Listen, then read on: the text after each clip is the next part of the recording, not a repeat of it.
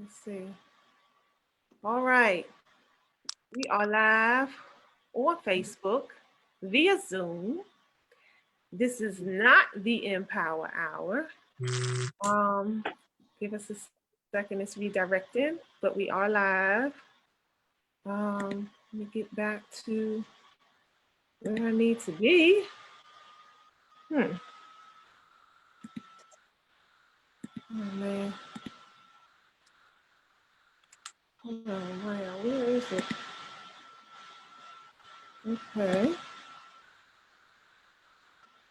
Oh, here we go. Okay. We are live. Hey guys. Hey. I don't know why I can't see everybody. I'm gonna work this out, but okay. So I'm here with my girls. And we are going to be having a candid discussion about men and our relationships and what that looks like. What is going on? Is there, is it wonderful out there in the dating scene or the relationship scene? Is it not? We just want to have a candid discussion, and we need your help, family, the Facebook family. Let me know if are we live on because I haven't gotten it pulled up.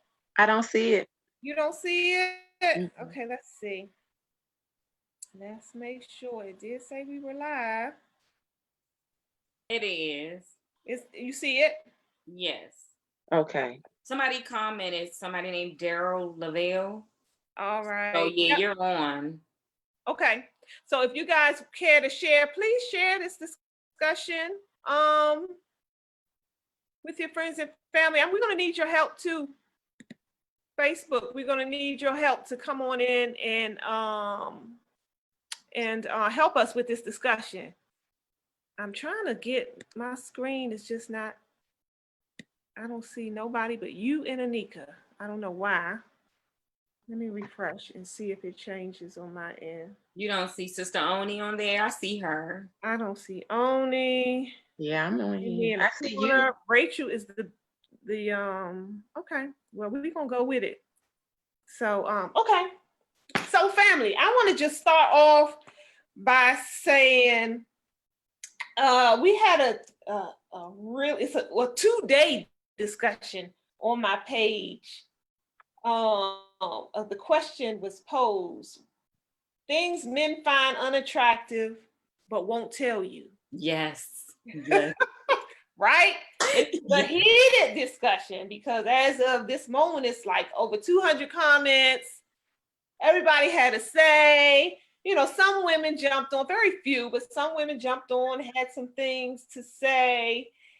And what stood out for me in that conversation was how many brothers kind of all had the same or similar gripes, what they found unattractive about women. And so some of the main things that they had mentioned was hair weave, fake eyelashes, long fingernails, thick cake makeup. Those were like the main kind of things. And then, there were some others that went into, lack of in-depth conversation and things like that. But those were the main, the things that got the most agreements from the brothers. So I wanted to start the conversation off with that.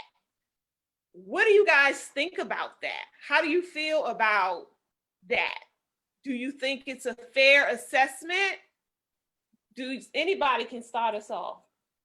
Anybody want to share? Hello. I'll go ahead and share. Okay. This is Oni.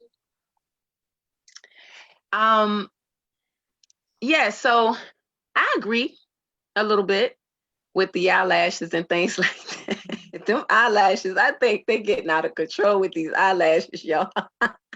It looks like a whole bunch of flies on their face. I'm like, how can you even see what you're doing? But I love my sisters. There's really no whole bunch of you wrong for it. But I'm just wondering, if when we're doing all of that, is it about us trying to be beautiful for men? I don't think they care about that kind of stuff, to be honest.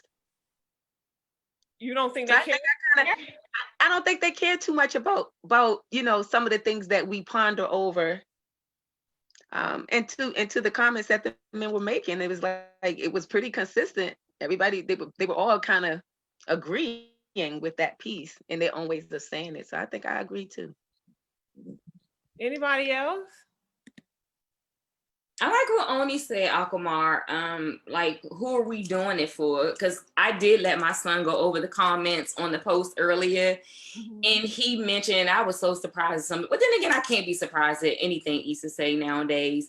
But he did say that a lot of us are morphing or trying to look a certain way. He said because the brothers are not really picking us.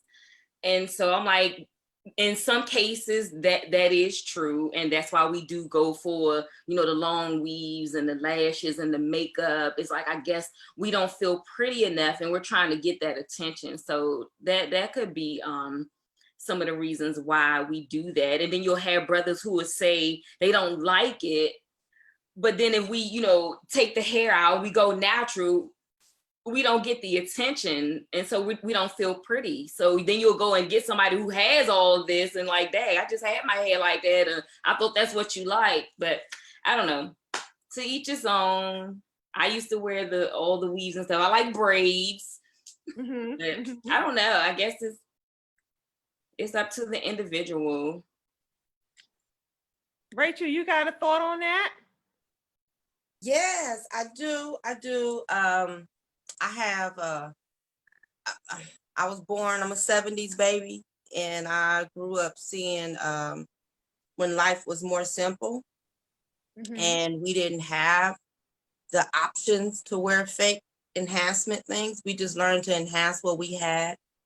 And I think if we could go back to that only for our own health, if we can learn to get away from all those superficial enhancements. I will say I was really hurt. I mean, I was glad that the brothers were so open, but I was really hurt that they were so critical about the supernatural, because I tell you, it comes and goes. You could have the most esteemed look and have a bad accident tomorrow and lose it all. So nothing is guaranteed that's on the surface. I think we need to take the time to get into what the person is made of, and then maybe see what maybe they have some insecurities that are making them want to do these things to enhance different parts of their body. But if you don't give that time to open up, talk to them, read that book, don't be so quick to judge.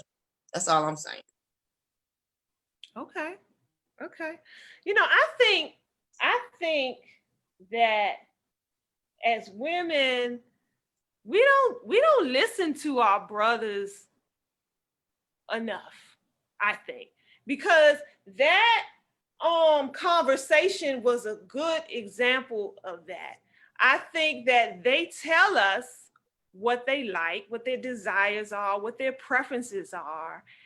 And oftentimes as women, we shun that to do whatever we feel is best for us. Now, not saying we shouldn't, not saying, what I'm saying, if your preference is fake lashes, fake hair, fake nails and all that stuff, okay, well then that's your preference. Can't nobody take that from you. But I think what happens is when the brothers come out, because they like the floodgates open, I was like, whoa, you know what I'm saying? They just like came from nowhere, like, and rush, and it was so many sharing the same thing. That's what they like. And what we tend to do is say, well, that's superficial, that shouldn't matter, but they telling you what they like. They telling you what they prefer. And so then we go on to do our own thing. And then if and when we don't get the attention we looking for from the opposite sex, then we don't understand, or we have a problem with that. But in my opinion, I think a lot of it stems from we don't listen to our brothers when they tell us what they like, what they prefer. It's like you go into an ice cream shop and you say, you know, somebody asked you, your date asked you, what kind of ice cream you like? And you say, well, I prefer vanilla ice cream.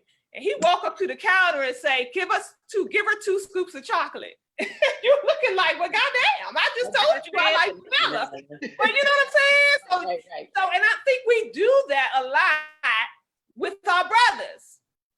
That's just I think we don't listen. Well, you know what? Let me say something too. When I first looked at that message, I have to give this disclaimer, because when I first looked at it, it was only about 20 messages.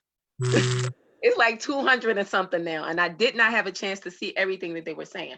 But, you know, I think it's important for us to always keep this piece. I don't know that we can have this conversation about our unions, Black women and men, without considering that umbrella and some of the stimulation. I said this last video.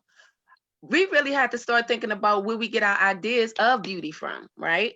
So it's not just, you know, with the men are saying that is appealing to them that we kind of go to. Some of it comes from what society has said looks beautiful as well. And then we just kind of ride that tune. So I think it's important to kind of think about, you know, us maybe exploring and reassessing, all of us, Black women and Black men, reassessing what beauty looks like.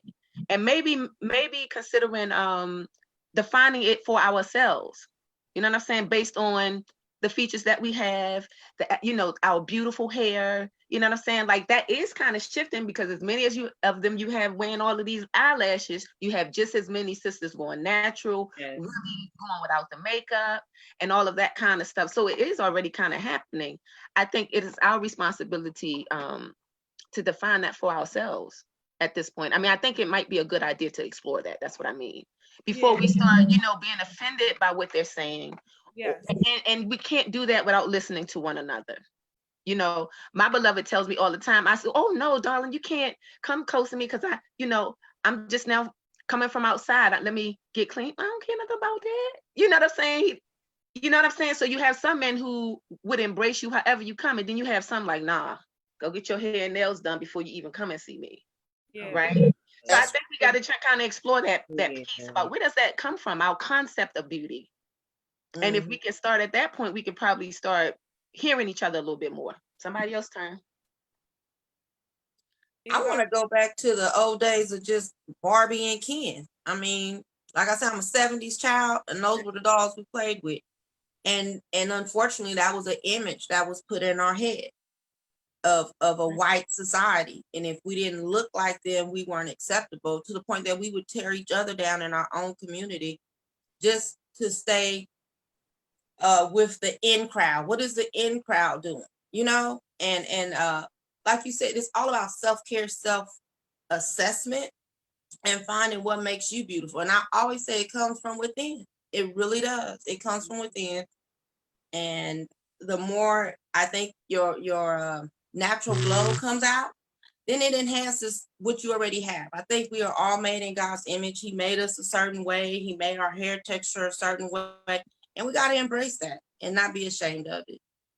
Yeah, that's right. I agree. Well, I want to go to the stream, and I want to share something that got a lot of attention from Brother Vaughn. I want to share his comment. He says, Assalamu alaikum. I pray all is well. Just reading some of the comments, but to some degree, not all, men have some of the blame for some of the items they dislike. Our Black women have been broken down, no different than the Black man. Question, what does society define as beauty? Answer, long hair, eyelashes, long nails, half dress, etc. The images of Black men that go after European features in a woman, some sisters, in order to get a man or to feel attractive, will attempt to mirror that very image. I noticed most of the comments were superficial. No one mentioned they wish the sisters were more spiritually connected, or they wanted a praying woman that they can get closer to God. That means a brother can't be of the world if he wants a righteous woman.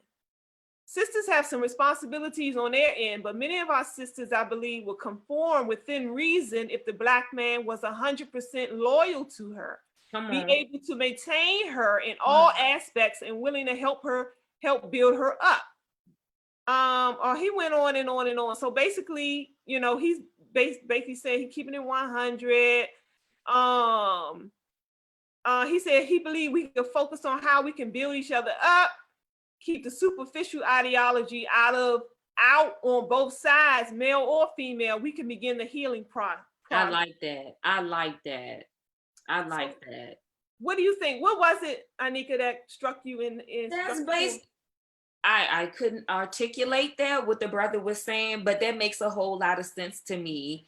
Like I was saying, what my son was saying earlier, like men do play a part in a lot of women trying to morph or put forth a certain image to try to get his attention. And I like the part where he said, let's put that to the side. How about is she's going to be good as a wife? Is she going to be good as a mother to my children? What about the spiritual aspect? So we're looking at all this superficial stuff, like what's inside of her? Because I want you to look past what I'm wearing, how I look, and how my hair is done. I want you to get to know me, because when you open up this book, it is so much more to me than what you see. But we got to get past the lashes, get past the hair, and get past the weaves. That brother, he summed it up. He basically summed it up. Mm-hmm. Now, chime in real quick, Oni. I've had brothers tell me that if the car is not attractive, they're not even going to try to look under the hood. The car has to be appealing to them to even want to be interested or interested. So going back to what we were saying earlier, what does a man give us to say that we're beautiful? How does he define beauty in us? We don't know. Every man is different, right? But I think that's where we have that issue, because I hear men say all the time they are visual. They look visually first. We look at the heart, we look at the character, but men, from what they tell me, are very visual, unfortunately. Shout out to those brothers who don't get to see the wives when they picking them in the mosque, because you can't see those sisters. But we're on this side. We're on this side of the globe, and you're going to see, you can see our bodies, you're going to see our face. So that's a plus for them. But now, could it be now? I don't have any. Well, could it be that that is a sign of the woman that they're looking for? If they're looking for a woman who is comfortable with being her natural self, you know what I'm saying, wearing her hair her natural state, and feels comfortable without a lot of makeup and long eyelashes and stuff, and that is what they are looking for in a woman. But we're saying, well, look past all that into me. But how do we not know that is a way that they're attempting to define or attempting to look for in a woman, somebody that's a more natural appearance? I mean, am I making any sense? I'm trying to, you know what I'm saying? So I can't speak for nobody else. I'm hearing that we want the brothers to, like, don't look at all of that. Don't look at all that. But what if that is all of that we want them to ignore is a part of how they are looking for or in search of a woman, the natural woman. So are we saying disregard that part of you that wants somebody that's comfortable with being in their complete natural state? Disregard that and still accept me in this unnatural state. And they should do that. Like Rachel was saying, a lot of brothers won't even look under the hood unless the car is appealing to them. So of course it's going to be something. It could just be a twinkling in your eye, and it could be your smile. Like, energies do connect. It's not a thing of, okay, ignore this and don't see that. I mean, of course, it's something that's going to, you know, cause them to be attracted to you, but just don't let it be because I have big boobs or, you know, I'm shaped a certain way.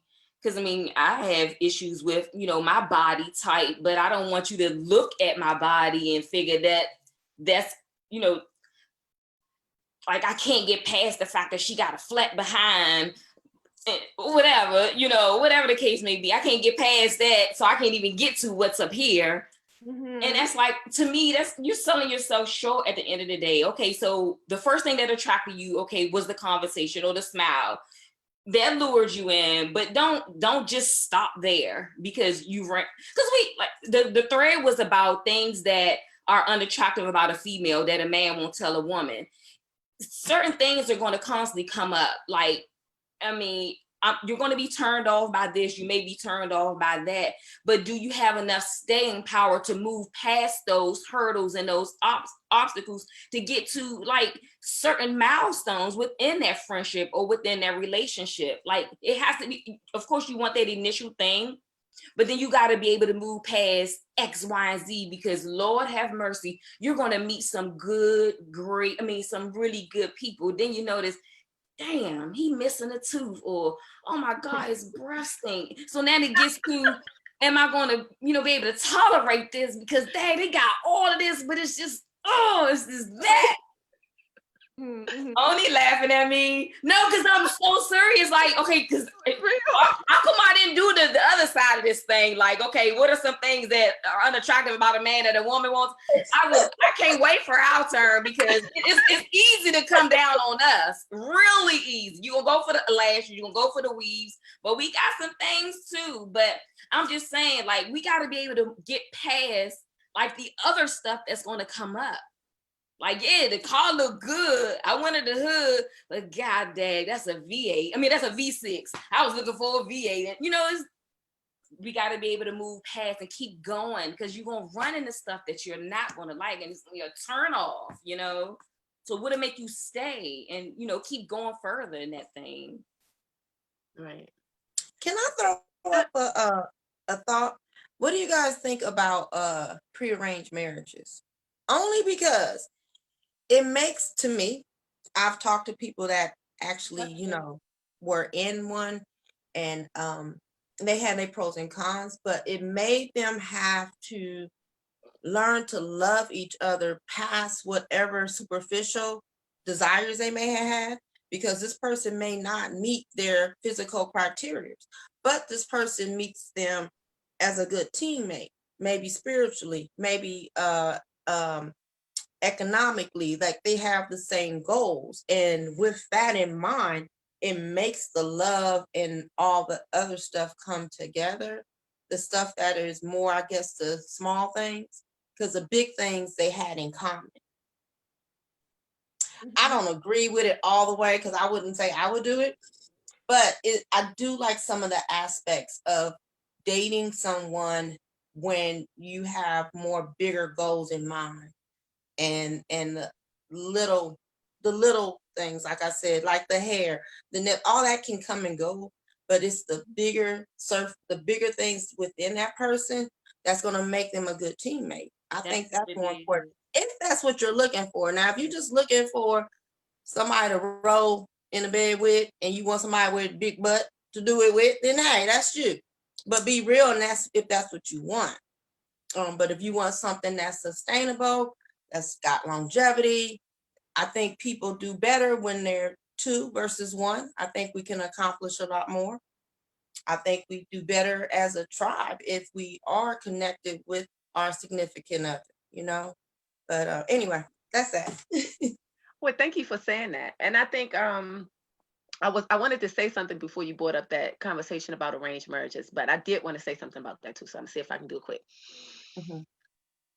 You know, again, when we talking about what beauty is, or the post that the question that she posed was, what are some of the things that men are saying are unattractive, right?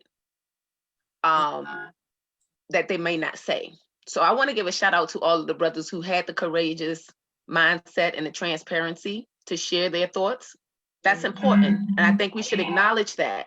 Yes. Because what we're doing is we're trying to create conversation around these things that have possibly been taboo before, or we would stay away from it because we didn't want to hear what was to be said, right? Is the way somebody's physical appearance the only thing that another person can find attractive? And I think we all kind of saying the same thing, in that what is attracting you other than the tangible physical part? Brother Vaughn is talking about, are you looking at her spirit? Are you looking at her spiritual work? Are you looking, because some men might not care what your physical thing looks like, and they just want to tap into what's attracting them based on whatever it is that they already doing, right? And then you might find some brothers who ain't doing no spiritual work, don't care to do spiritual work. They want a pretty woman, trendy woman, right? And so again, I think the question I would like to pose and how that relates to arranged marriages, right? There are different kinds of arranged marriages, but in arranged marriages, usually, not usually, in some cultures, you don't see the person until wedding day. You don't. You know what I'm saying? So you don't have an opportunity to rely on your attraction to them physically. That's not even in the setup, right? And so we know that there are cultures have been doing that for years and has been successful at it. I think the concern would come for us as Black women and Black men, particularly in this situation, because we have a unique circumstance, y'all. You know, those of us that were born and raised here in the belly of the beast with all of this other stuff. I don't think it's realistic to think that we wouldn't look at each other's physical appearance to determine whether or not we would go forward. I don't even think that's real to even try to act like you wouldn't. Because I know for me, he gonna have to have a certain, you know, his skin got as black as night, as black as we can get it. Blue, black, I like that. I like you tall. You know, don't be coming around here like you want to climb me like no tree. Somebody else take a turn. I just wanted to kind of pose that and see if we can maybe look at it from that perspective as well. But I do know that arranged marriages have come up before in conversations, and I don't know how I feel about that. I don't know that I would, because I want to have some say so. Yeah. I want to have some say so, just so that I can make sure I can do what is required of me in that commitment of marriage. That's You're it. right. Okay, guys, I've been kind of quiet over here because for some reason we can only get Rachel on the large screen. So Rachel, they seeing you 100% of the time, all the time, and we are just little small, little people on the corner. Get off the gallery. You got to do side by side. See if you can do side by side, because I have you all on side by side. Yeah, because I can't see you guys. I can only see me. I'm gonna do stop sharing. Hold up. Okay, now I can see all of you guys. Right. Oh, what happened? Okay. And then Rachel, I think you can change your settings on your Zoom to only show your face when you're speaking, and then it'll flip from everybody. There we go. Okay. Oh, look at Oni, a little tech. I see all four of us now. Oh yeah. Only halfway through did we get it right, but we got it right. You got it right. We're gonna celebrate these small victories. Okay. Right. Celebrate these small victories. Well, I hope I represented us all well. You got dolled up, Rachel. Absolutely did. Okay, let me go to the comments. Let me get some of these comments in. Let's see.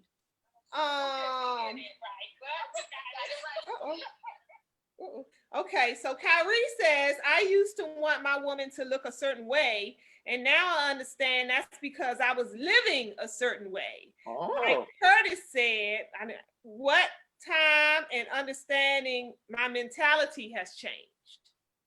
That's a good point. And shout out to Kyrie, that's my son. That's a good point. So basically he's saying as he grew in understanding, and then you know what I'm saying, his tastes change. So okay, let's see. I think that's a good point.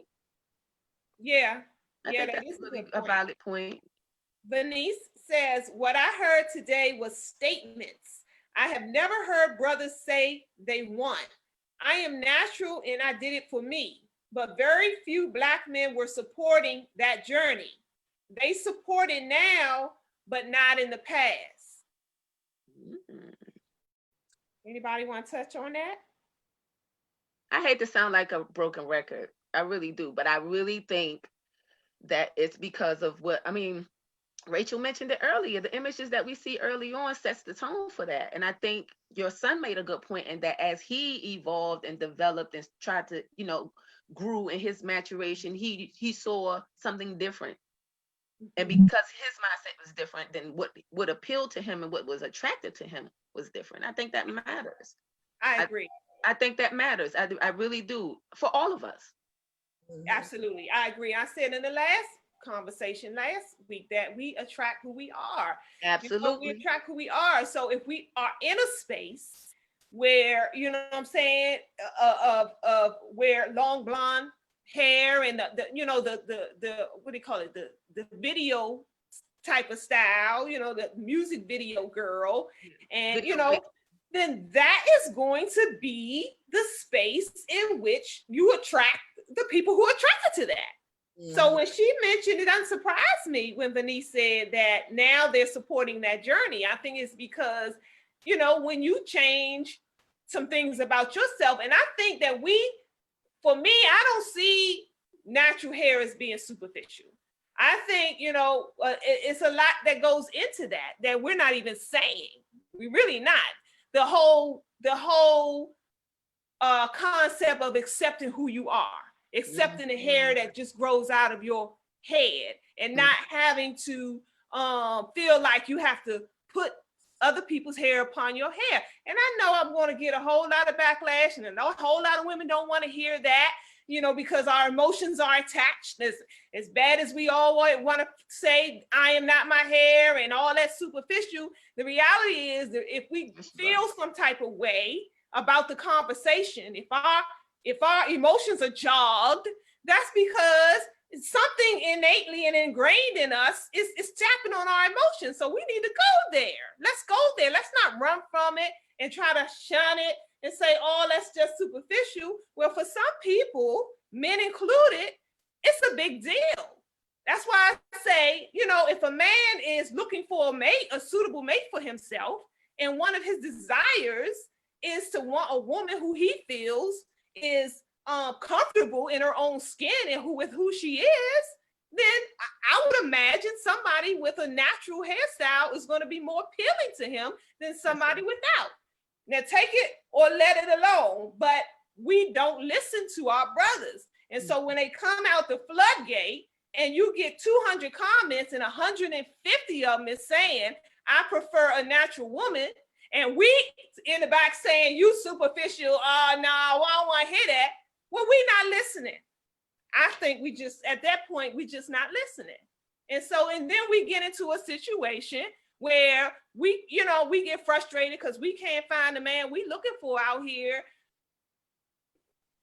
But we not listening to our brothers. That's all I'm gonna say on that, and I'm gonna shut up. Anybody want to add to that? I didn't want to add to that, but I want to pose another question. Okay. I would love to ask sisters how much of that we go through that's related to how we want to compete with other women, with other sisters.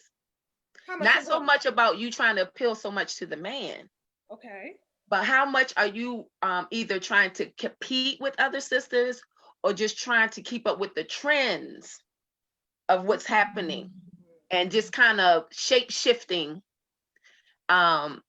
in an effort, we've been hearing this, it's 5 men to 1 woman. 5 women to 1 man. And so maybe you have some sisters be like, well, I got to make sure I get all of this right so I can be in the top 3 at least. I just want to hear what your thoughts are about that. Yeah, I feel like plastic surgery played a big role in that. Having breast enhancement, because you want to be the top 5, right? You want to be the top you look at. And a lot of women that were flat chested knew they weren't getting the attention. So they put their life in jeopardy, their health, to be enhanced to catch that man's appeal. So I understand a lot of men were honest with what they were saying, but they got to be honest because they know it's brothers that they know that will look over a natural woman all day long and get somebody that's boom, boom, boom, look good on my arm. You know, Right. it's like that car situation. You gonna drive the vintage or you gonna drive the shiny new, you know, sports car? Which one you want? You know, the reliable one or the fast? You just, it's like you said, it's back to where you're at in your life and what's important to you. I've joke around, but I'm getting close to 50, and I tell guys all the time. One day you're gonna want somebody to change that diaper, and it all that up here ain't gonna matter. You gonna want somebody that loves you from within, for your heart. It ain't about what you have and all that superficial stuff. It's about who you are spiritually. If you're a good, honest person.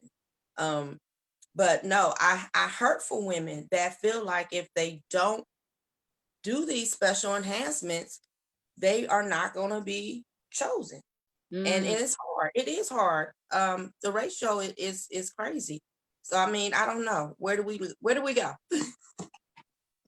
I wanted to say this to that. This what came up in my spirit, and I'm gonna let somebody else talk because we supposed to take turn. There's some that I choose. He don't choose me. Break that I down. choose. So I think that that's why I'm able to move in the way that I do. And I do believe in both and. Like, I don't believe that I have to be so natural that I never groom myself. You know what I'm saying? I could be naturally beautiful and still make sure that I keep my ends clipped. I keep my hair moisture. I still, you know what I'm saying? So there is a part in which you said, and I think that that might have been where I was leading with this question about sisters competing in that way. It's like, yes, sis, you don't even know that even if it is 5-1, if he come your way, you make the decision, not him. Not him. And this is not to pit men against women. This is not to put women above men, but it's about just understanding that you don't just have to go to his tune. You don't have to jump through no hoops or none of that. Yeah. You know what I'm saying?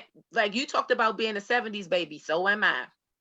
If I think about the music that we listen to, the OJs and them, they had to really convince the woman that she should even stop and take her time to listen to what you were saying. Okay. If you look at nature, all of every species, the male is the pretty one. Why? Because he has to attract that female so she can say if you're a good companion for me or not. And so I think some of that, if we are making those decisions to kind of jump through hoops so we can compete with other sisters and be in the top 3 or what have you, we might need to think about, like, you know, how our feminine energy really can show up. And again, this is not to put men beneath women. It's just that, you know, sister, take your rightful place. Understand that, you know, you the one supposed to be checking about your attractions as well. You don't just have to fall in line. All right, I'm up. What about some of the other things that were on the list? Was hygiene and demeanor and how we act in public. I don't have it in front that was on there. Yeah, superficial. I mean, not superficial, but no depth in conversation. No depth in conversation. I also saw something on there and said holier than thou, quoting scripture all the time. I want to talk on that. Yeah, I thought that was an interesting one. Because somebody else mentioned being spiritually. What do you guys feel about that? There was a lot of agreements where one brother said the woman who says, you know, we asked her how she doing, and she responds, "I'm blessed and highly favored in Jesus' name." Want to do it? They run. Let's talk about that. So they don't. So basically, now is that meaning that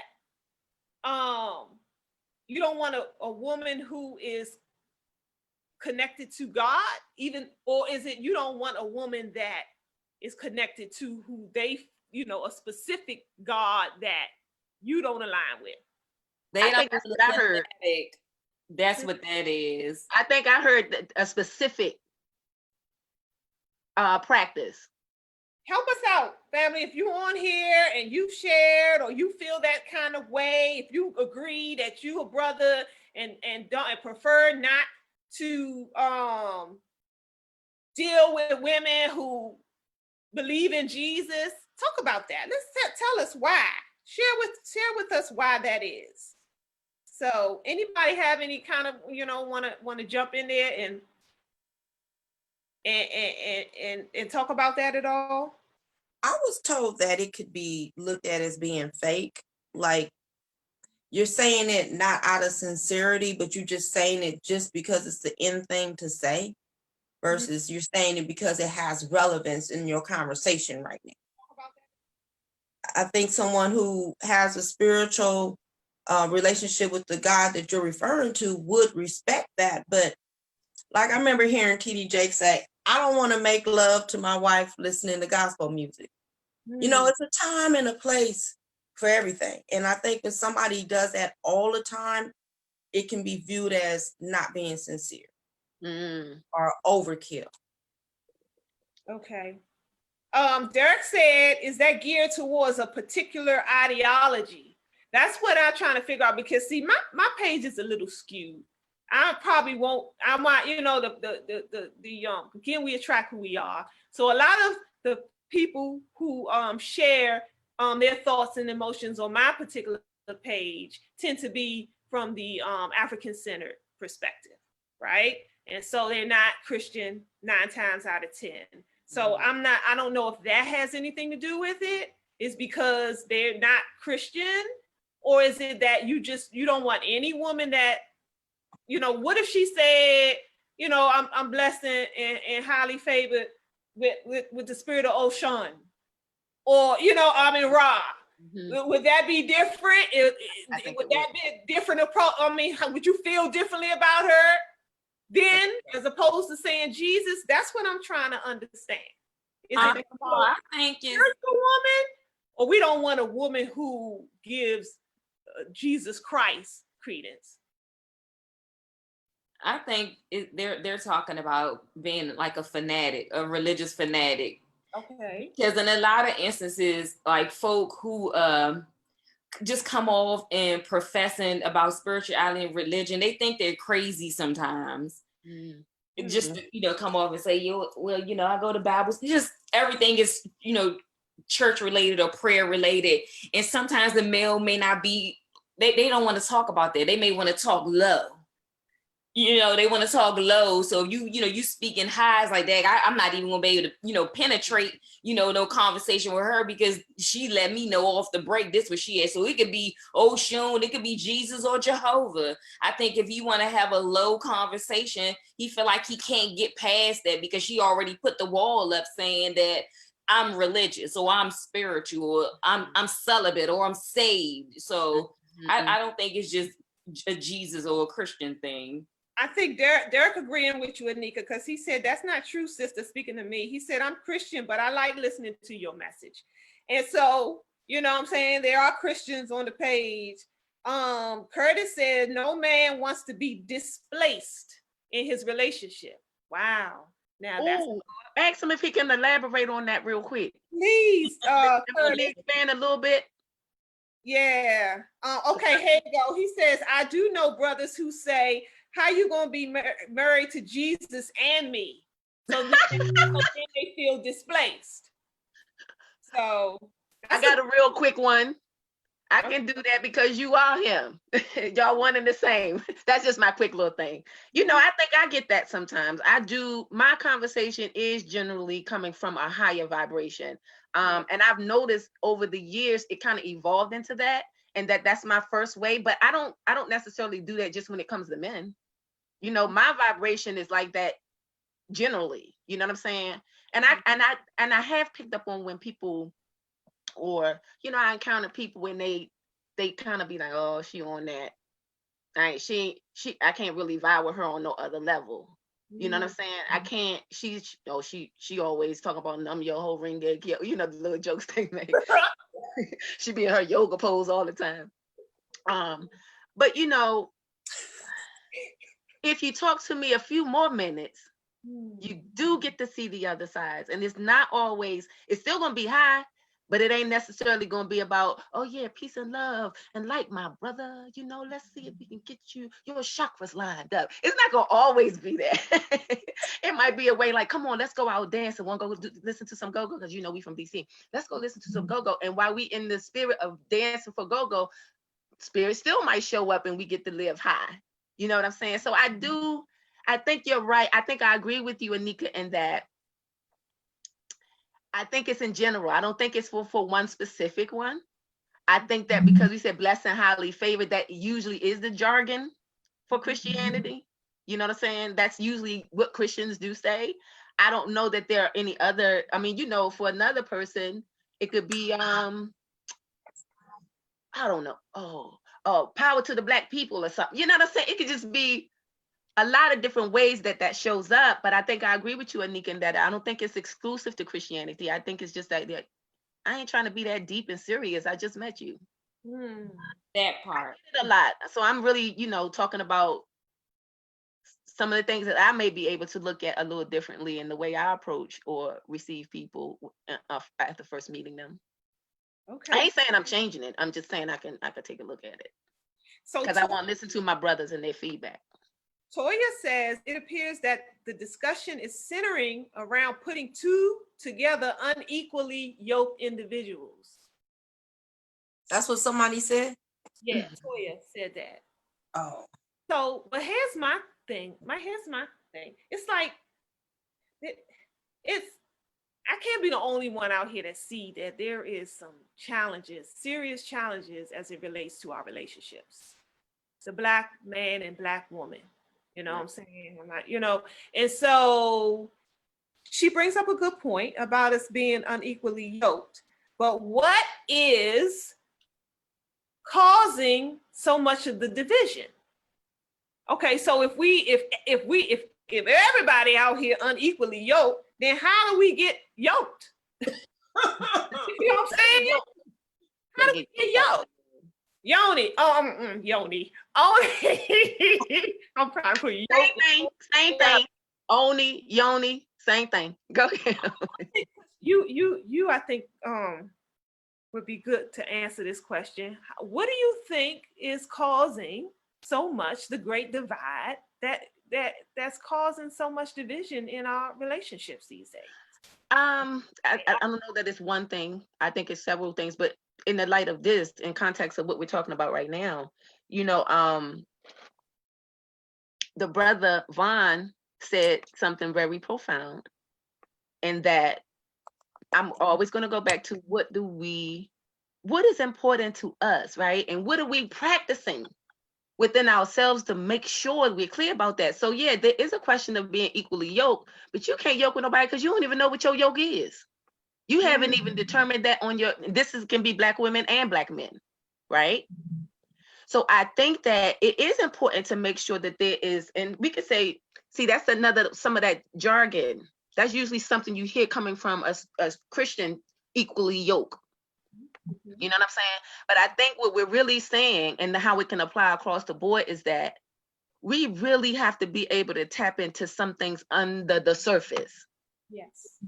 And that can be something that we do without speaking at all. You know what I'm saying? You know, you hear about that.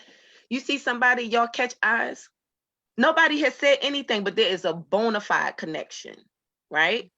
And I think this place that we're talking about being equally yoked is in that space, you know, in that energetic space. But if you're not doing that for yourself already, there's no way you can be able to identify that. You do have to get into the relationship with the person to figure out that you're not equally yoked. You're not going to be able to tell otherwise. You know what I'm saying? And that's not such a bad thing, right? Because in relating, in relationships, these are some of the things you get to pick up and learn about yourself. Okay, maybe you wasn't equally yoked with that person, but now at least you identify what your yoke look like.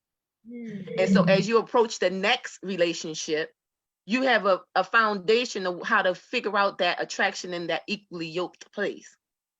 You see, I don't know if is that kind of answering the question or giving you a better insight, or did I go all the way off? I don't know. I want to elaborate on that same question. What do you foresee? Why do you think that so many of our relationships aren't equally yoked. Let's keep that, Anybody? You were asking why do you think it's such a divide? We're not a lot of us are not meeting in spaces where we can get to know each other. I know a hindrance for me because I don't like to meet folk on Facebook. I don't want to do things electronically. I want to be in the same room. I want to, be near you. I like scents. I like smells. I want to know what you smell like. And of course, I want to have a face-to-face conversation with you. So for me, COVID right now is in my way because I feel like I do want to, meet some folk because I'm single. I'm not going to sit up here and act like I have me a honey bunny. I do not. But and I do know that I have the power to choose. And there are certain like folk that I'm interested in, but I don't know how I'll be able to be in the same space with them. And I don't want this thing to turn into an electronic thing. I don't like that. So that's one thing that's in our way. We're not out and about. We're not mingling. And I don't want to do the social media mingling thing. I want to be able to, go out and be in the same social setting with someone. So that's a hindrance. And a lot of time it could be finances for some, because a lot of us feel like, and brothers feel like, if I don't have the car, if I don't have this, then I don't feel like I'm worthy enough to, meet someone, or I don't have anything to bring to the table. Because nowadays it seems like it's about that, what you have, like if they, we feel like we don't have anything to represent or bring to the table, then I don't feel like I could be in a position to meet somebody, or somebody to meet me or be attracted to me. So that could be a reason why it's a divide as well. We feel like we don't have anything to offer, or we don't fit the bill. Rachel, you want to add to that at all? It brings me back to when I was part of a singles ministry in a Christian church or non-denominational church. And one of the things that they stressed is that we did group gatherings. And what I loved about it, it allowed us to learn to love each other, know each other in an agape love. It was like no judgment. Nobody came with no pretense. Nobody expected anything but to just be themselves. And when that platform was there, you got to meet the real person. Nobody was putting on no air. And I think that's where being equally yoked comes into play, because you get to see if you and that person line up in a lot of different areas, and it could be, it's different for everybody. Some people want more of a spiritual connection than they want a physical connection, vice versa. Some people want a more financial relationship. They looking for somebody that's financially strong. It's all different things that would make a person equally yoked, should I say. But I love the fact of having friendships first. That is something that will last a lifetime. I really do.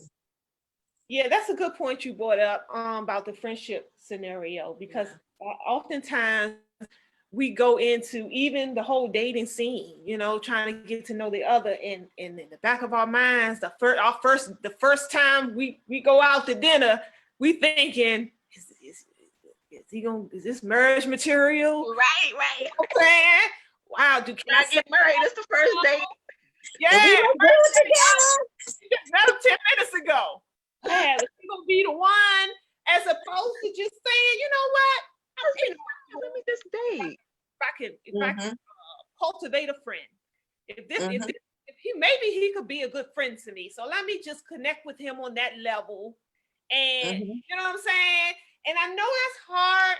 It's easier said than done, I think, because especially when you're single and not in a relationship, and you trying to find a relationship. You know what I'm saying? So it's like a challenge to even put yourself in that mental state. But I do think that it's helpful when you go into the situation not expecting so much from the onset. You know what I'm saying? And so and it helps too for if things don't go as you if he not gonna be your husband in 2 or 3 years. You know what I'm saying? The letdown process is a little more cushion there when you saying, I'm not looking to find, looking for a suitor. I'm just looking for a good friend. You know, and if it turns into anything that, then, you know, that's great. If it don't turn into anything, Wait. I'm sorry. Can we jump into that? Okay. Talking about friends. What's up with all this friends with benefits? I am so tired of hearing friends with benefits. The young people say situationships. Entanglements. You know, no. You don't get to lease, purchase. Okay, ain't no renting. No, you don't get to enjoy. Sometimes I'm gonna enjoy this car on Monday. I'll come back and pick you up on Sunday. You know, no. It's either all or nothing. And I think because of what do you mean? COVID, Wait a minute. What do you mean all or nothing? I personally feel like if you're gonna involve yourself with someone emotionally, physically, there needs to just be that one person. I don't believe in having like multiple suitors to date because somebody's going to get cheated. Okay. And at the end of the day, friends with benefits only go so far. Because like I said, one day when you sick, when you in the hospital, is that friend with benefits going to be around? Okay. I hate this trend. I'm 48 and I see this trend from guys 10 years younger than me, guys 10 years older than me. Everybody just want to play the field. Nobody wants to be serious. Nobody wants to like. Question for Rachel. Okay. I'm glad that you said that because then, okay, so listen to what AlQamar just said and what you're saying. Basically, AlQamar is saying you're single, you have no one, you go into you go on a date or whatever. Don't expect anything right off the break. Like, go in and building a friendship. But you're saying like you don't want to have 5 different people that you're dating. You want somebody coming into the thing with what you want. Say, for example, you want the whole package. You want somebody coming in with the mindset, okay, I'm looking for someone to settle down with. I don't want to go out with this one this week, this one this weekend. So if this is what you want, this is what we're going to do. So that's basically what you're saying, Rachel. That's where you are. I want to have that friendship, right? But most guys don't want to take that time and build a friendship. They want to jump in and enjoy the benefits. Oh, I got you. That's what I don't like. Either, let's build a friendship. Let's make this something meaningful and long lasting and something we can grow from. I don't want just a physical connection, but I'm meeting guys. That's what they want. And they'll play the role and be your friend for a minute. But at the end of the day, they have that one thing in mind. Yeah. Well, that's interesting. And I agree with you, Rachel. I think that brings up another point in that we move real fast. We move really, really fast. And I think that AlQamar, I think what you were saying is just spending that time with no expectations and just allow yourself to be and let your friendship with that person just kind of organically evolve. Mm-hmm. And that because it is possible that you will spend that kind of time, or it is possible that the expectations can abruptly stop something that would have potentially been a situation that he could have been your husband. But if you go in with, no, you got to do it this way and this, like that guy, Steve Harvey, he gave the women that 90-day rule or something. And he was like, oh yeah, no sex for 90 days. Right. But I'm going to say to you, if on the 91st day, I don't still feel like you understand what I'm saying? Or on the 71st day, I might come to it. You know what I'm saying? But I think that it makes sense to take your time. Like, don't be in such a rush. And again, that's going to be, really speaking to the people who are just really trying to fill a void. They're not really looking at the person in front of them. I just need somebody to be here. It's time. And so whoever you are, if you come and you look like and you say, then you need to fill this void. And we can work on that friendship piece later.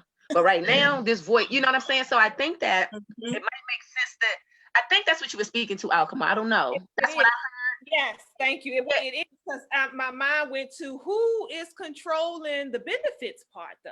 You know what I'm saying? That's right. That wasn't even the thought in my mind, the friends with benefits. I'm saying, let's be friends. Now, now, if you're coming to me with greater expectations than being friends, and I'm not interested in that, then I need to keep it moving. You don't get benefits.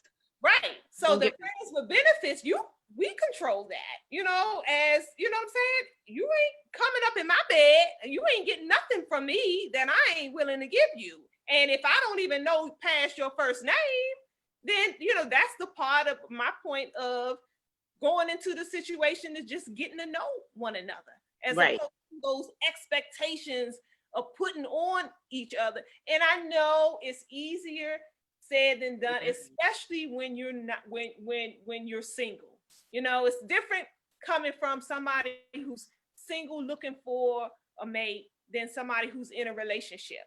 So, it's easy to say that. But I still say that I think the self-work helps in that, because like you said, Oni, when you are comfortable in your own space, and then it's like you well, if you definitely not going to be the type of guy that I'm looking for, so let me keep it moving, because I'm all right whether you like me or not, whether we go further down the road or not, I'm still going to be all right.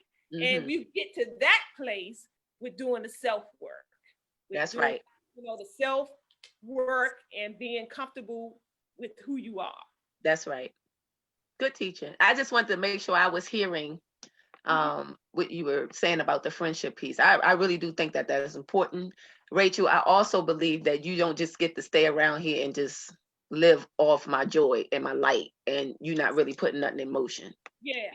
I believe in both of those situations, both of those scenarios. But I think it means take your time. If anything that's worth having, you know what I'm saying? You really got to put some time in that. Yeah. And so take your time. See if he's him. And I think that if you choose to date several people, you know what I'm saying? You might not find it in one space. Aneika, where were some of the places that you, before we had COVID and everything, where were some of the places that you did like to go to have that interaction and to, kind of sort out who might be a good companion? What's some of the places that you did go? Just out in public, period. Just anywhere, grocery store. Lounges. I didn't do lounges, so it was basically just, being out and about. And there are certain restaurants that I would go to, but I'm just saying, just being able to socialize normally without a mask, and right. out and about in my movements. That's what I mean by that. And then of course I would be, wanting to host like socials. I like doing things like game nights and stuff like that. So I can't do those things, because of COVID. And I wasn't active like now, and I have the desire to be active, and want to, meet some folk or invite some folk over, some friends of some friends, but it's just, I'm not in a position to do that. That's right. Okay, so let's go to the stream, back to the page. The earlier conversation on my page, Deshaun mentioned something that got a lot of response. He said being desperate and pushy is something that he didn't like in a woman. He found unattractive, I should say, in a woman. If a man wants you, he will go out of his way to show you that he wants you. How do you guys feel about that? I'm glad you said that, because there was this sister, and she's been banging this for the past couple of days. It is masculine for women to pursue men. It is unattractive for women to pursue men. I slightly disagree, because I have male friends and they do confide in me, and a lot of them, they don't like rejection. And it's nice for them to be able to know that the person has a mutual interest. So as long as they know that someone liked them, then that kind of nudges them and pushes them to pursue that person. That's not always the case where, I get what he's saying. Like, it is unattractive because, like you were saying, like some women, their crush show a mutual interest, and it's like, oh, she hear wedding bells. No, it's not that serious for me. I'm not that pushy where I'm trying to, hurry up and rush you to the altar. And I'll say it like quick. I'm not even looking for a ring. I totally want a friendship, something that I could just, we could vibe, we can travel, we could just do things together without you fearing that I'm trying to cuff you and lock you in. Like, folk don't know that about me, but I'm like, I'm not that. I am clingy, and nobody did mention that. I'm so surprised that nobody said that that's an unattractive thing. But I am, because I'm a very affectionate, woman or whatever. But I don't think that it's wrong for a female to pursue a male. I don't like that. It depends on how she goes about it. Like, I just recently let one of my male friends, one of his friends, I let him know, I got a crush on you. And I don't usually do that. But I'm like, I saw him on this page, and I'm like, where he been? I've never seen him before. And I needed him to know that. Like, I wanted him to know, I like you. And he was shocked. Keep watching, baby, because look, you giving him the business right now. You He knows this. And if he's scrolling through my page, he's gonna know that I'm talking about him. But he was shocked because he didn't know. He said, so we wasted all summer and you never told me this. So there are some brothers who they're sitting back like they have some reserve, because again, they're fragile and they're sensitive too, and they don't like rejection. So they could be liking you too, and sometimes they need that. Oh, by the way, I was digging you, and it's not going to go any further than that, because I don't do no chasing. I don't, but just to put it out there, I like you, and you do. The ball is in your court now at this point. But yes, I don't think it's unattractive for women to pursue men. Just don't be that annoying one that thinking you want to take that man to the altar and be controlling him, because some females would like to spend money on him thinking that's going to sway him. But no, that part is the unattractive part to me. Fellas, chime in. What do you think? Do you agree with Deshaun? You agree with Aneika? What is considered desperate and pushy? Give us an example of what that looks like in a woman. Let me tell y'all, I'll give y'all a true story. True story. Long time ago, when I was single, I was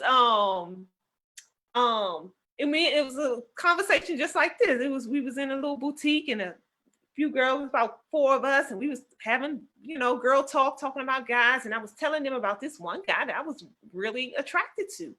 And they were like, girl, you go ahead, tell him, call him now, tell him you know what I'm saying? And so I let peer pressure get the best of me, because I was like, you know what, okay, yes, what I'm saying, he don't know, and da-da-da. So I called, and they was like, girl, you better tell him tell him you want to go out with him tonight, and da-da-da-da-da-da. Long story short, I pursued that man, and that man ran so fast from me. he ran all the way so fast. That was the one and only time I ever did that. But it did not pan out well for me, being pushy like that with a guy. So I did, I basically was calling him and asking him out, really. And he laughed it off. He was kind of, he was nice about it or whatever. But I could tell, after that, he was like really keeping his distance. So I don't know if that's such a good idea. Anybody want to add to that? I want to know, what did you say? Period. What did you say? Levels to it. I think it's levels to it. I think that, to Anika's point, it can be something subtle. Like, oh, you know what? I just wanted to let you know that, I like you, right? And then it can be stalker. Because we went out on a couple of dates, or you calling my phone every 5 minutes, or you texting me like all day, every day about how I ain't get back to you yet. So, it's levels to it. And I think that there's some ways that women know how to subtly let a brother know without speaking and saying, yeah, and he'll pick up on it if it's supposed to be happening like that. I mean, but I think it's hard I don't think that we can use a template for a lot of the stuff that we're talking about, because things, people are different. But I think that, just in terms of whether or not women should be that assertive, I think that's it. Being assertive is something different than being very aggressive. Okay. Right? And I think that the clingy thing and all of that would probably fall under the aggression. And I think that men would probably run from that. But I think if you're just asserting, you'll find another man who's like, oh, okay, I like that. Okay, she's real confident. You know what I'm saying? She's confident enough to just like say that and not wait and everything like that. So I think it's just, we keep in mind that it's levels to it, right? It's levels to it. It's not going to always be one thing across the board, but those are some things we can consider. Rachel, thoughts? She got a thought. I saw her thinking. No, It is. I agree with what everyone is saying. It's like going back to what the one person was saying about finding someone that you're equally yoked with, because you're gonna gradually grow. Like, I love talking to somebody when we connect on a spiritual level. You know, that's like the most in-depth conversation I can have with a man. And you know, an intellectual, and then I do IT work. So if we start talking about IT stuff, you know, those are things that give me interest, but that's me being with someone who I'm more yoked with, right? And so that's when you have to go beyond the superficial. Like you were saying, Aneika, about some guys may not financially be in a good place right now. With COVID, a lot of people financially may not be where they used to be. But does that give them, do they have to, you know, be pushed to the back of the burner now? Because they may not be, you know, meeting all the boxes that we seem to have for these men. We don't say it, but we have our boxes that we check. And we're quick to say, okay, he fits this, he fits that. But if we took our time, only like you said, and let it happen naturally with each level, all that stuff will play its role when it's supposed to. Right. Okay, Yeah. but I want to go back to Dyke comment about going into being aggressive. He says another thing. This is a Dyke Matthew. Another thing, if the woman is too aggressive sexually, that can give me pause. I appreciate it more if I have to work to earn that privilege of being with you. I'll repeat that. I appreciate it more if I have to work to earn the privilege of being with you. I think that's a big statement right there that we overlook. Can you say it one more time? He says, if the woman is too aggressive sexually, that can give me pause. I appreciate it more if I have to work to earn that privilege of being with you. If the woman is really attractive and coming on to me, I might oblige, but the possibility of a longer or deeper relationship is greatly diminished. He said he was just keeping it real. Now, that was his perspective. You know, I don't know if a whole lot of men would agree with that. Y'all tell us, what do you think about that? But I think that point of him saying the privilege, I think that's why so many men don't like the aggressive and pushy part of the woman, because it's kind of taken away some of the core of what gives them the, you know, the drive to even, you know what I'm saying, to go after a mate, you know, because that's the man is the hunter. He's the hunt. He's on the hunt. He wants to, you know, that's that part of the ordeal gives him an adrenaline rush. You know what I'm saying? Again, they like that part of it. So if we're taking that from them, then where is the excitement? Where's the passion? Where's the fun in that? So I would imagine, I'm not a man, but you know, I would imagine that has a lot to do with it. That's it. That they don't like the aggressive and pushy ones, because we're stripping them of their natural, innately desires that, you know, attracts man and woman. Just my 2 cents. Hide and seek came to mind. Playing hide and seek when you're little. That was always fun. You know, while they're counting and you go run, and you know, that was you, and that's. I think I agree with that. I think that if a man has been cultivating that part of himself for all of these years, and it's his one thing that he feels like he could really bring to the table in his courting, and you just take over that, yeah, I can imagine that it would be like, oh, well, what I'm supposed to do now? Because what I've been practicing, I'm really good at it, but now we don't get a chance to see how good I'm, you know. And I think that also, this might be a whole nother conversation, maybe like another part when you do this, when you come back full circle and do this again. But I think that also speaks to the idea how women are dressing and stuff now. I always said that I would ask men, like, do y'all like when women had them short skirts on like that and you can see everything, or would you prefer to, you know, imagine what she might have under the skirt?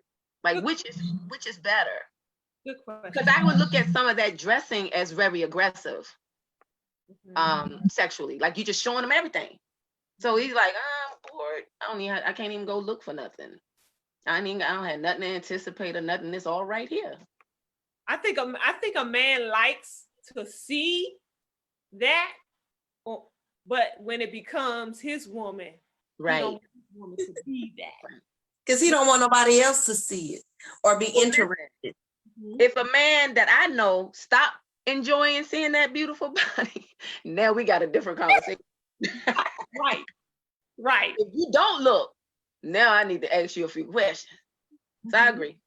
I just thought I was, hide and seek, and what he's saying about being a hunter, what you're saying, AlQamar, about being a hunter and being and looking forward to that process in the courting. I think that's important.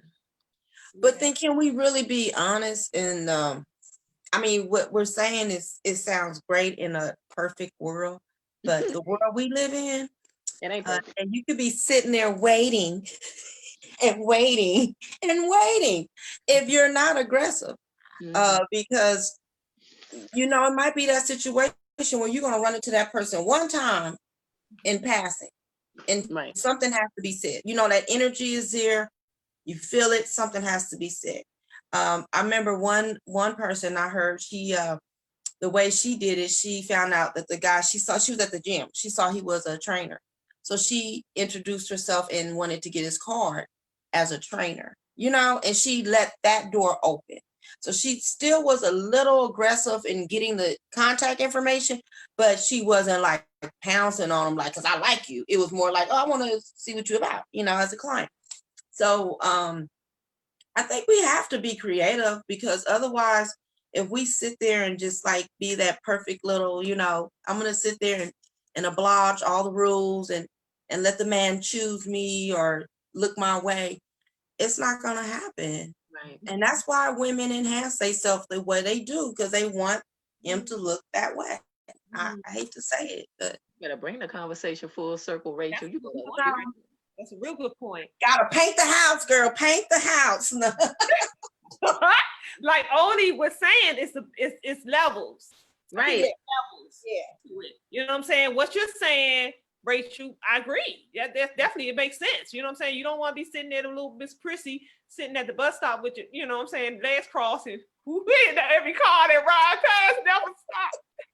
They don't even beep the horn. They don't even tap the horn. They just are done all the way up, baby. You look good. You got your ball gown on and everything, and you don't even get a second look. So I get you, Rachel. I think it's like if you out standing out with a plaqué card, pick me as the cars go by, and then it might be like, my clock is ticking. Pick me. Oh my God. It's levels. It's levels to this thing. You're protesting every time the light turn red. You in the front of the car. That might be a different kind of aggression. Right. I think you got to just use some discernment, right? And again, we're never going to be able to get away from, if you are already working on them things, if you already doing this kind of stuff, it's easier. Yeah. It's easier because you already know what you like, what you don't like. You've tried some things that didn't work. You went back to the drawing board. See, it's a thing like that. Instead of saying, okay, I'm woman, hear me roar, come get me, come marry. You know what I'm saying? Like, you gotta put some time into what you're doing.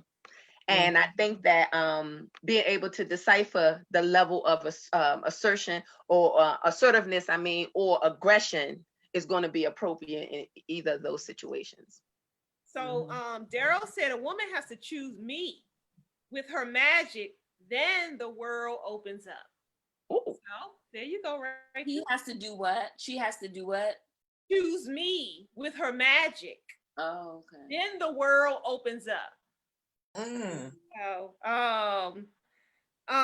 Fairy said, Rachel, you're right. We definitely have to act on it because you can and will miss your opportunity. Say 100. Glenn says that's Oni's Oni beloved, thank you. Glenn said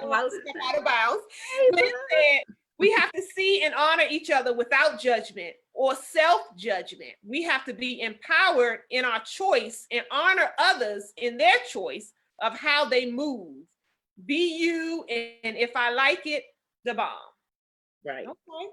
That's Yeah, what's his up. favorite thing to say is this. His favorite mantra that's been really popular around us now is "I see you and I honor you."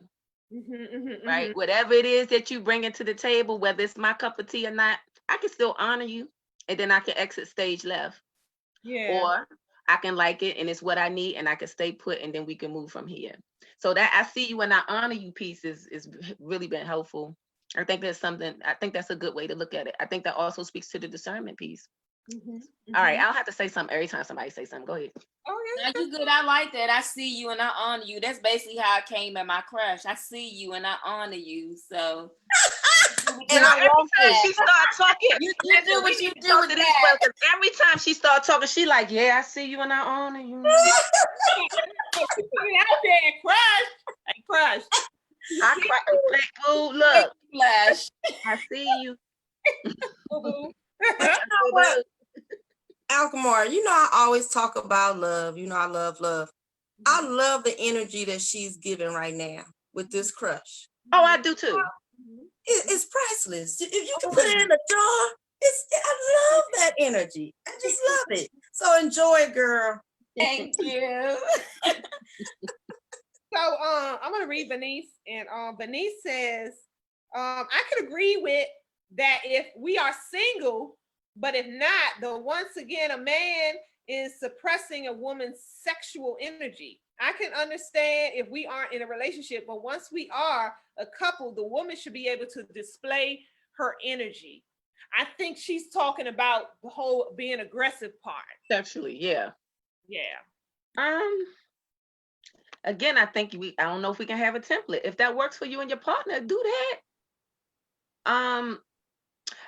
Again, I think we all confused because what I was saying earlier about this whole idea about being overly aggressive is now turning into some feminine empowerment or something. And so we're making it a point to be aggressively sexually and express I'm this sexual being here, I can do all of it. And then I'm saying like, okay, but like I said, anything worth having, the real sacredness and the real aggression and sexually energy in particular is hidden. You ain't supposed to get that right off the bat. You gotta earn that. So I do agree with her in that, once you are in a relationship and you and your partner have, decided to be committed or exclusive or whatever, then yeah, absolutely. Everybody should be free to explore that part of themselves. Women should definitely not be excluded in that way. And so I agree. But maybe she's not with someone that she's sexually equal with. That's that yoke again. Mm-hmm. That's a part of the yoke too, ain't it? Yes. Oh, okay.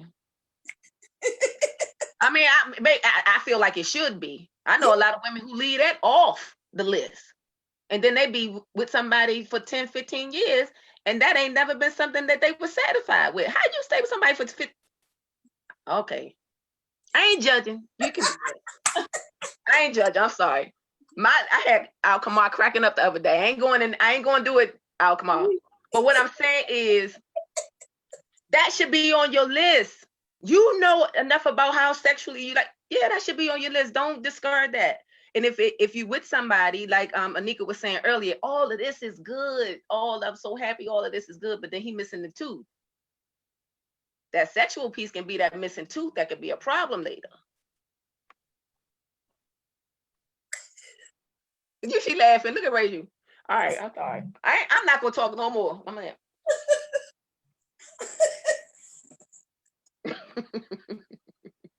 I'm gonna be good. Okay, look, so Dyke has said again, going back to the first string, he says, for me, no intellectual curiosity at all is unattractive to me.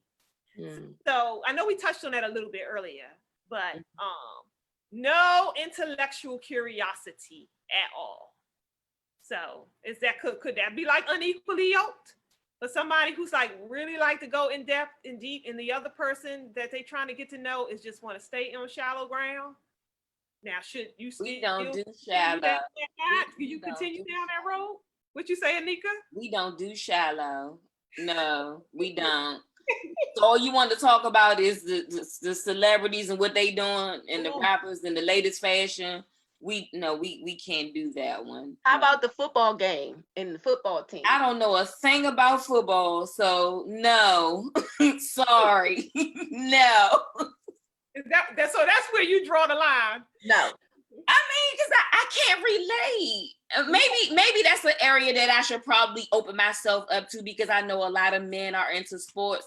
I never learned football, so I feel like I'm the Kelly Bundy of the group. Like, I can't talk about it unless you're willing to show me what the lines on the ground mean and the numbers and stuff. I can't relate. So we got to talk about something that I'm familiar with, and that football is not one of them.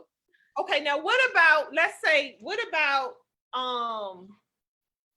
outside of football? Let's just say, just like intellectual in general, that you may be well versed on a lot of different subjects that this guy that you really, really dig in, just not. But you really, really, really digging him. So anytime you go to have a, like Dyke said, an intellectual conversation, it stays on surface. Now, is that enough to end it all, or are you going into it thinking, well, maybe I can, teach him a few things about a few subject matters? If he's open and willing, I can see you making that effort.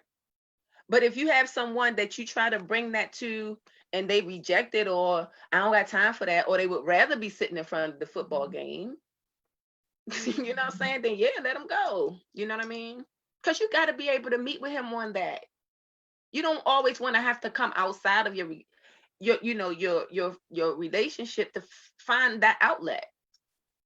So I mean, I really think it depends on the person. If they're not on the same, like some people like a lot of current events. Let's talk about the temperature, what's happening right now. Everybody's into, the election just happened and they want to talk about Democrat, Republican. And say you meet somebody that's your interest, but they don't care nothing about that. You know what I'm saying? But they might care about IT, Rachel. You know what I'm saying? They might want to be able to communicate with you about what's happening in the IT world, especially because of COVID now. Things are shifting really fast and things, he might be able to have that conversation with you on that level, but then he ain't gonna be able to really talk to you too much about the politics, right? But both of those can be very intelligent conversations. And I don't think anyone is going to be perfectly matched with every area, I know one couple that the husband and wife take separate trips every year with their, he goes with his guys, she goes with her girlfriends, but it allows them to come back together and have different experiences to share. Like, you don't always have to be eye to eye with everything. It's not going to be the case. But now, if I was dating a politician, it would be important, that might be something I enjoy talking about, because that's going to be something that's, in the room a lot. It's going to be spoken about a lot. Finding somebody that, I think COVID has been the best thing, because people are really learning to see what this person's character is outside of what their normal routines were, and that's important. That's important. Definitely really. Creativity for sure. This see who the creative has the creative genes. Fury says it totally matters. Intellect. Curtis says lack of intellectualism unyoked permanently. He said permanently. You're gonna have a hard time vibing with them if they can't get there with you intellectually. So I like what Oni said about being open and willing to learn different things. If everything that you are interested in yourself, and they just, they not interested, don't want to be interested, you irking them every time you talk, that's going to be a great divide. I don't know how you can kind of, especially at our age. That's right. Because the older we get, the more stuck in our ways we become. So, and then now what about those who like to challenge every thought? Could that be a turn off to you, ladies? Confrontational? Yeah, very confrontational in their intellectual conversations. So if you're trying to go there with them intellectually, everything you share or say, they come back with a rebuttal or rejection.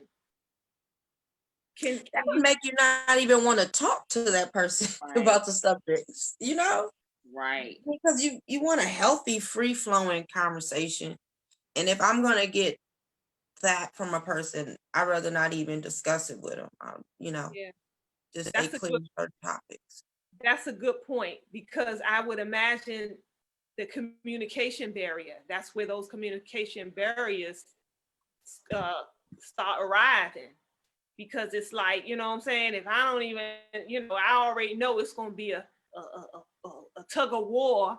I can't even say nothing. I say to you, you know what I'm saying? It's going to be a tug of war. Then I don't even want to have a conversation. And so now here's the communication barrier. Or you skate around anything and you just stay on shallow water. You stay in shallow water, because any further than that, it's going to be a issue. I don't know. That's a good point. I don't know. I don't know. I guess for me, that's up in the air. I guess it would depend on how shallow is their shallow water. Well, I'm the one that always want to go deep and beyond. So whenever I'm observing somebody that's coming and they always have a challenge or a rebuttal, then that's another thing he got going on, or she has going on. That's not just about the conversation with me. That's probably how they show up all the time with everybody else. So I know that should I encourage somebody? I mean, if I meet someone like that, then I'm always mindful that, oh, okay, this is probably how they show up all the time. And so I can choose whether or not I want to continue to have that. Because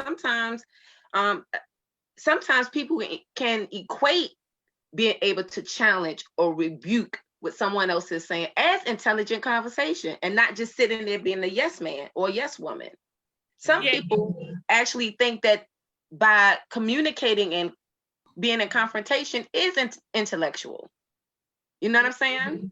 Yeah. So again, it's one of those things you just got to kind of see what it is that you're really dealing with. And if you see that, I think that if it's a pattern of them always doing that, then of course that's, at some point it's going to be a turn off, and it will be a barrier. There's no way you can communicate with somebody when all they ever do is say, I said yellow, you said no, it's not, it's blue.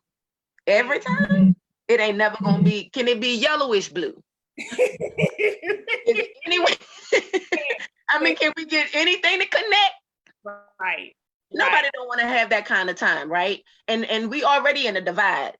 So if we trying to get together, we have to be out here in confrontation and in conflict all outside. And if we can't come to the place of our relationship as a place of refuge, we got to have it there too. Yeah. Nobody want to be bothered with that. I agree with that. I would say we should as men and women, we should be mindful of that. Right. Mindful of that, because that does cause conflict, and it's frustrating. It's right. frustrating that you always want to be in conflict with your mate about everything. So we should. Well, how about when y'all start off agreeing and y'all touch and agree on something, and then later on in the conversation they go totally back to the opposite side of what they just agreed with? How about that? I'd be like, no, because you're saying, wait a minute, because you just said earlier we touched and agreed earlier. So now what we talking about? So that is an indication that you just need to be in confrontation, right? And it's almost like an addiction. If we're in harmony for too long, you start fiending. Yeah. Like, no, we supposed to be the best. It has something to do with needing to be right at all times for everything. So it's like an ego thing. I think so.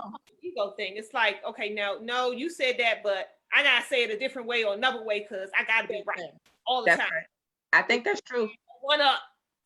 So I think it's an ego thing. So we be careful, family out there. Anybody want to add to that at all before I go on? So, y'all all right, ladies? I'm good. I just feel like I'm talking too much. I'm not gonna answer another question. No, you're not, Oni. No, you're not. Safari says what he finds unattractive is not a good example for her children.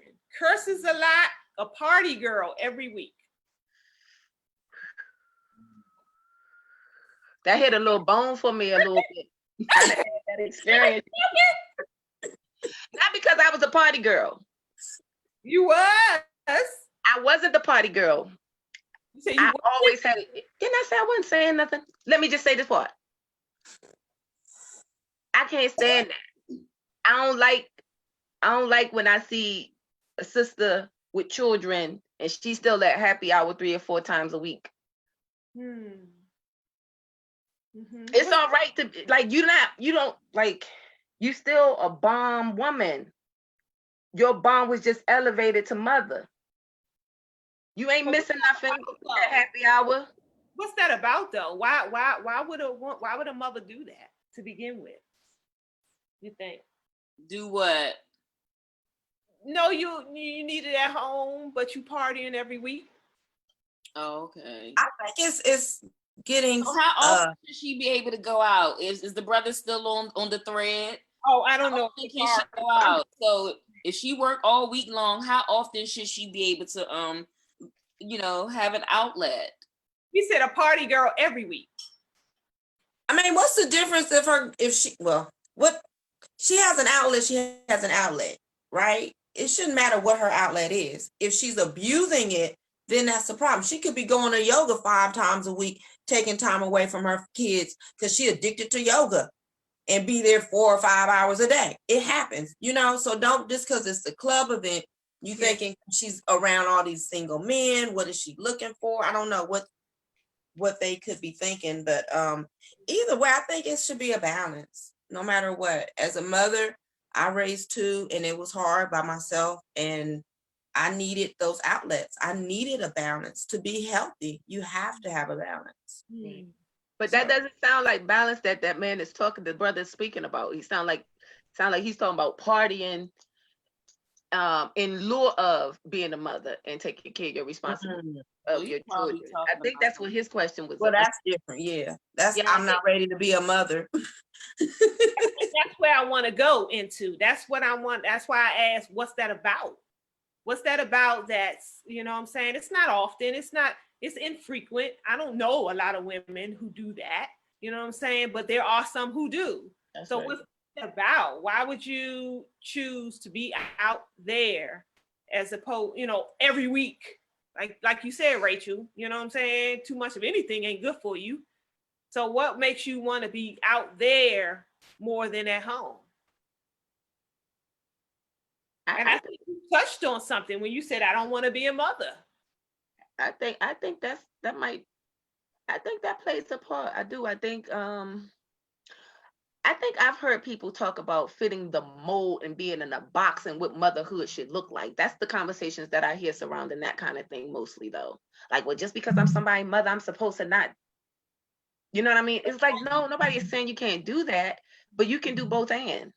So instead of being at the club or at the yoga studio 5 times a week, can we just touch and agree that you can go twice? Because you can still do both and have the outlet, and then maybe do yoga at home the other 3 nights where you can monitor.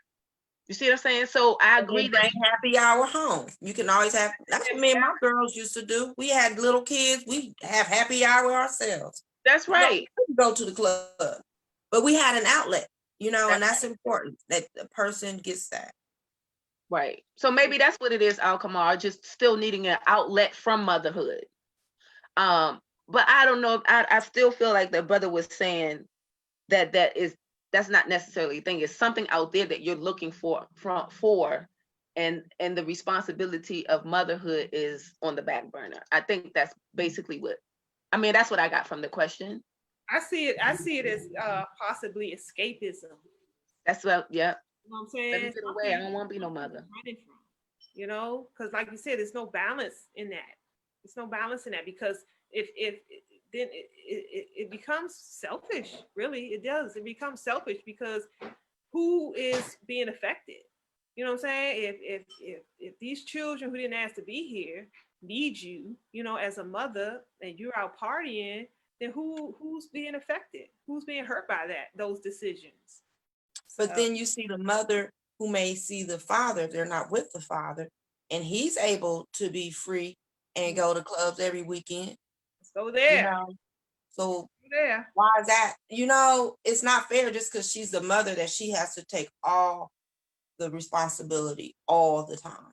Well, Because we don't know. She could be with those kids 5 days out the week, you know, busting her butt with them. So this her weekend to enjoy and relax. I don't know. I mean, you know, every situation is a little different, but I think men have to step up and really say how much time do they really spend with their kids, especially if they're not with the mother. Are they really spending that time with them equally? Because it's a selfless job to be a parent. Yeah, you're right. It's on both sides. I think it's escapism, definitely on the man's side too. You know, aren't there for their children. Aneika, you want to add anything to that at all? Relate because I have family members who, when I say party every single weekend, and that was her outlet. And so I want to be silent on this thing because, again, with everything, is levels to it. I won't knock these mothers because they're always with their children. And anytime they want to go out and go to a club, go to a go is DC's thing. So I don't see anything wrong with it. But some brothers don't like a female to be one of those on the scene. She has to be on the scene in every club. I don't know what their thoughts and their ideas are, but some people love to dance. Like, that is therapy. Like, roller skating for me, that's my outlet. I'm not a club person. That's not my thing because I don't even know how to dance. But get me on some hardwood. That's my bag. As soon as COVID finished, you and I going skating. That's it. Are you skating? What? You ain't said nothing but a word. That's my thing. So that I don't want to. Yeah, I can't do that. But I had folk who had an issue with me going skating. Like, that was a club, and I'm like, I grew up skating with my dad since I was 6 years old. You're never going to take that from me. So some people are like that with the go-go's and the clubs. Like, that's what they do. That's their therapy. That's their escape. I won't knock that. I won't. And I'm sorry. Fathers are not always there in most cases. And if those mothers want to get out on the weekend because she worked Monday through Friday and she got your children all week long, let her go every weekend. That's her thing. Let her do her thing. You know, she's not, you know, being, you know, slutty or whatever, you know, out there like that. Let her do her thing. You know, that's her outlet. Let her have that. I really think it's about balance. Yeah, I do too. Yeah, I don't know that it's fair for either for men or for women to try to take away anybody's outlet. We need those times away from one another. We do.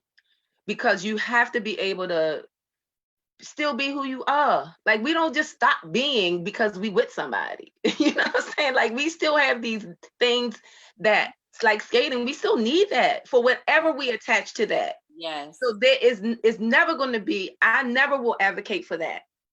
I would never advocate for trying to stop somebody's balance or to whatever helps them to keep shining. Whatever that was you were doing before me, please, let's see how we can get that back in. However, when you're in relationships, you're working together, so there's going to be some things that you'll have to kind of bend and be more flexible with. And I think it's mainly about balancing that out, not taking it away from nobody. You know what I'm saying? Not saying no, now because you're a mother, you can never go partying.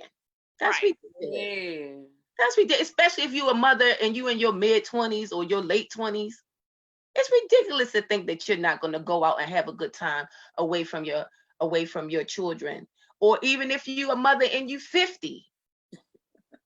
You see what I'm saying? Mm-hmm. It's ridiculous to think that you wouldn't need time away from the child from, you know, to do some things that ain't got nothing to do with no motherhood. Mm-hmm. It's really about you just addressing your womanness and, you know, whatever it is that you're feeding, whatever other part of yourself that you're feeding. Yeah. So I think it's about balance as opposed to what the guy was saying about it being every week. You know what I'm saying? Can we do every other week? Yeah, he said this was his direct quote. Not a good example for her children. Curses a lot, a party girl every week. Right. He said those were 3 different scenarios, but right. I think combining them just to say. So my thing is that if what you're doing is hurting the dynamics of a relationship, then that's not a healthy relationship.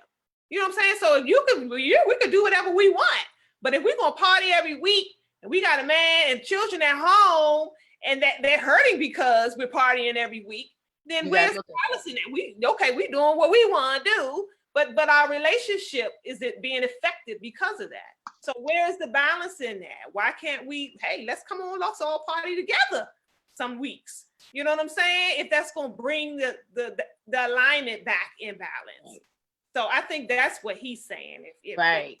If so, you know, that can go the flip side for us, because I think there's more men do that than women do, really. You know what I'm saying? Like I said, I know a few women, but I don't know a lot of women that party every week. They got children at home. It happens, but I don't know a lot of them. Mhm. More men do that kind of thing. You know what I'm saying? In my opinion. So Right. it can go the same way. You know what I'm saying? You need your husband at home. You wish he was there more to help with the children or help you around the house or whatever. He always with the boys, or he always out or doing Playing golf. What about men that play golf? Because they Or he addicted could to be that golf. always working, like he's addicted to working overtime. He chasing money. So he's so overworked that when he does come home, he has no energy or anything for the family. That can be the thing too. But that's all right because he making that money. Yeah, but family needs more than just your money. Mhm. That has ruined many of different relationships, and I can vouch. I'm a prime example of that. You know what I'm saying? Then, you know, that had ended a decent relationship, because it's like, you know, yeah, you know, as women, we need that time, that affectionate time, and all that stuff. So I yeah, think we need it. Like we need it in order for our relationships to be cultivated. absolutely.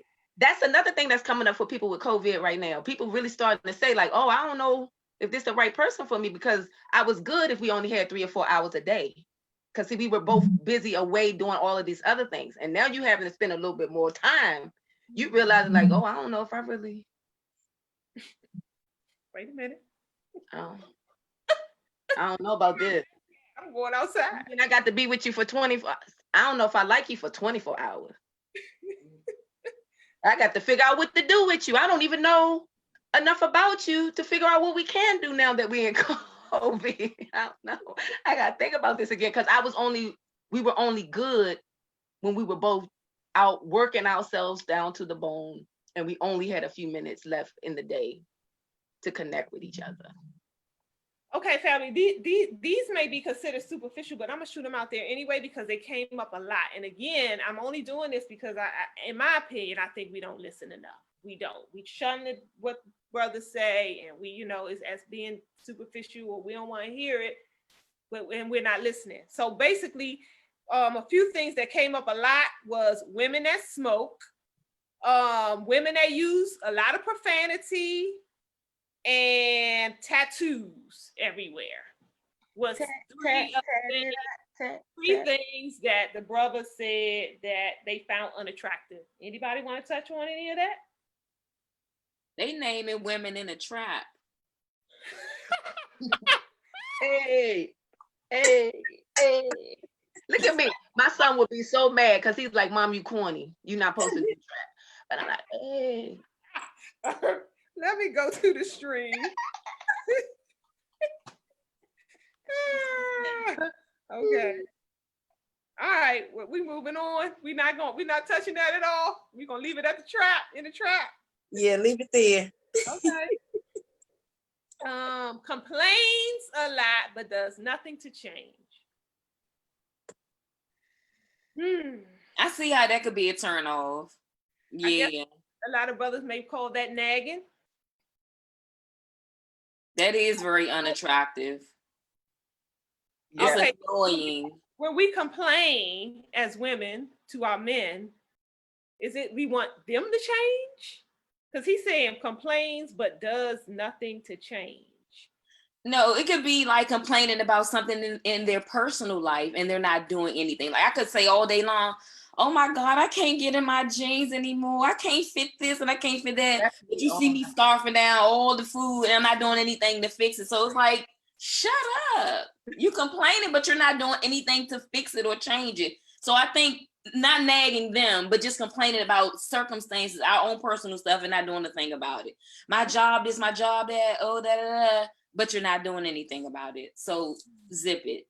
That is annoying and that is unattractive and it's the turn off. Yeah. Excuse me, my toes hurt.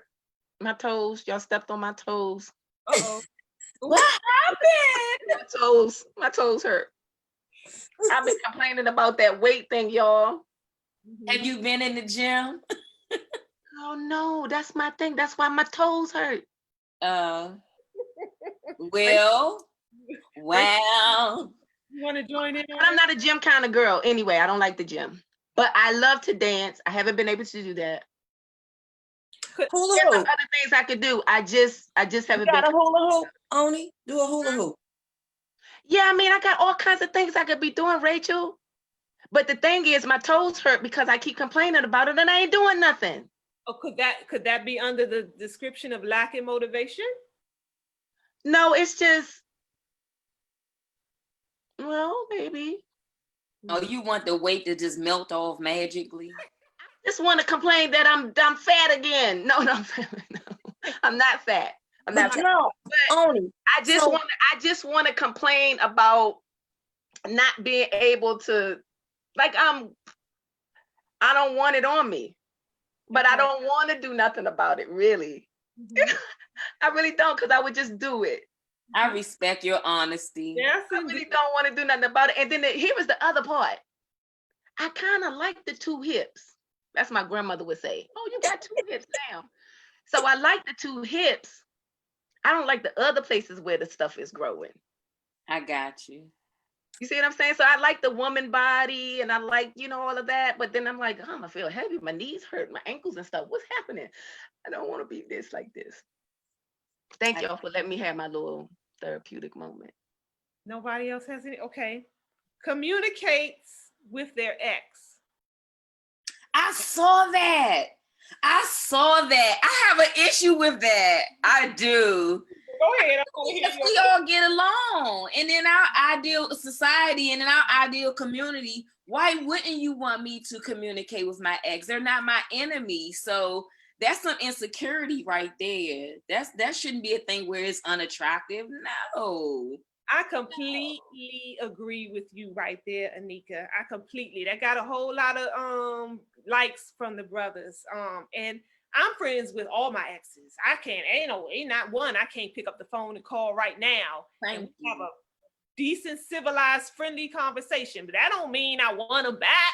That don't mean there's nothing going on. And like you said, shouldn't that be that? I would imagine that would be a characteristic that's attractive.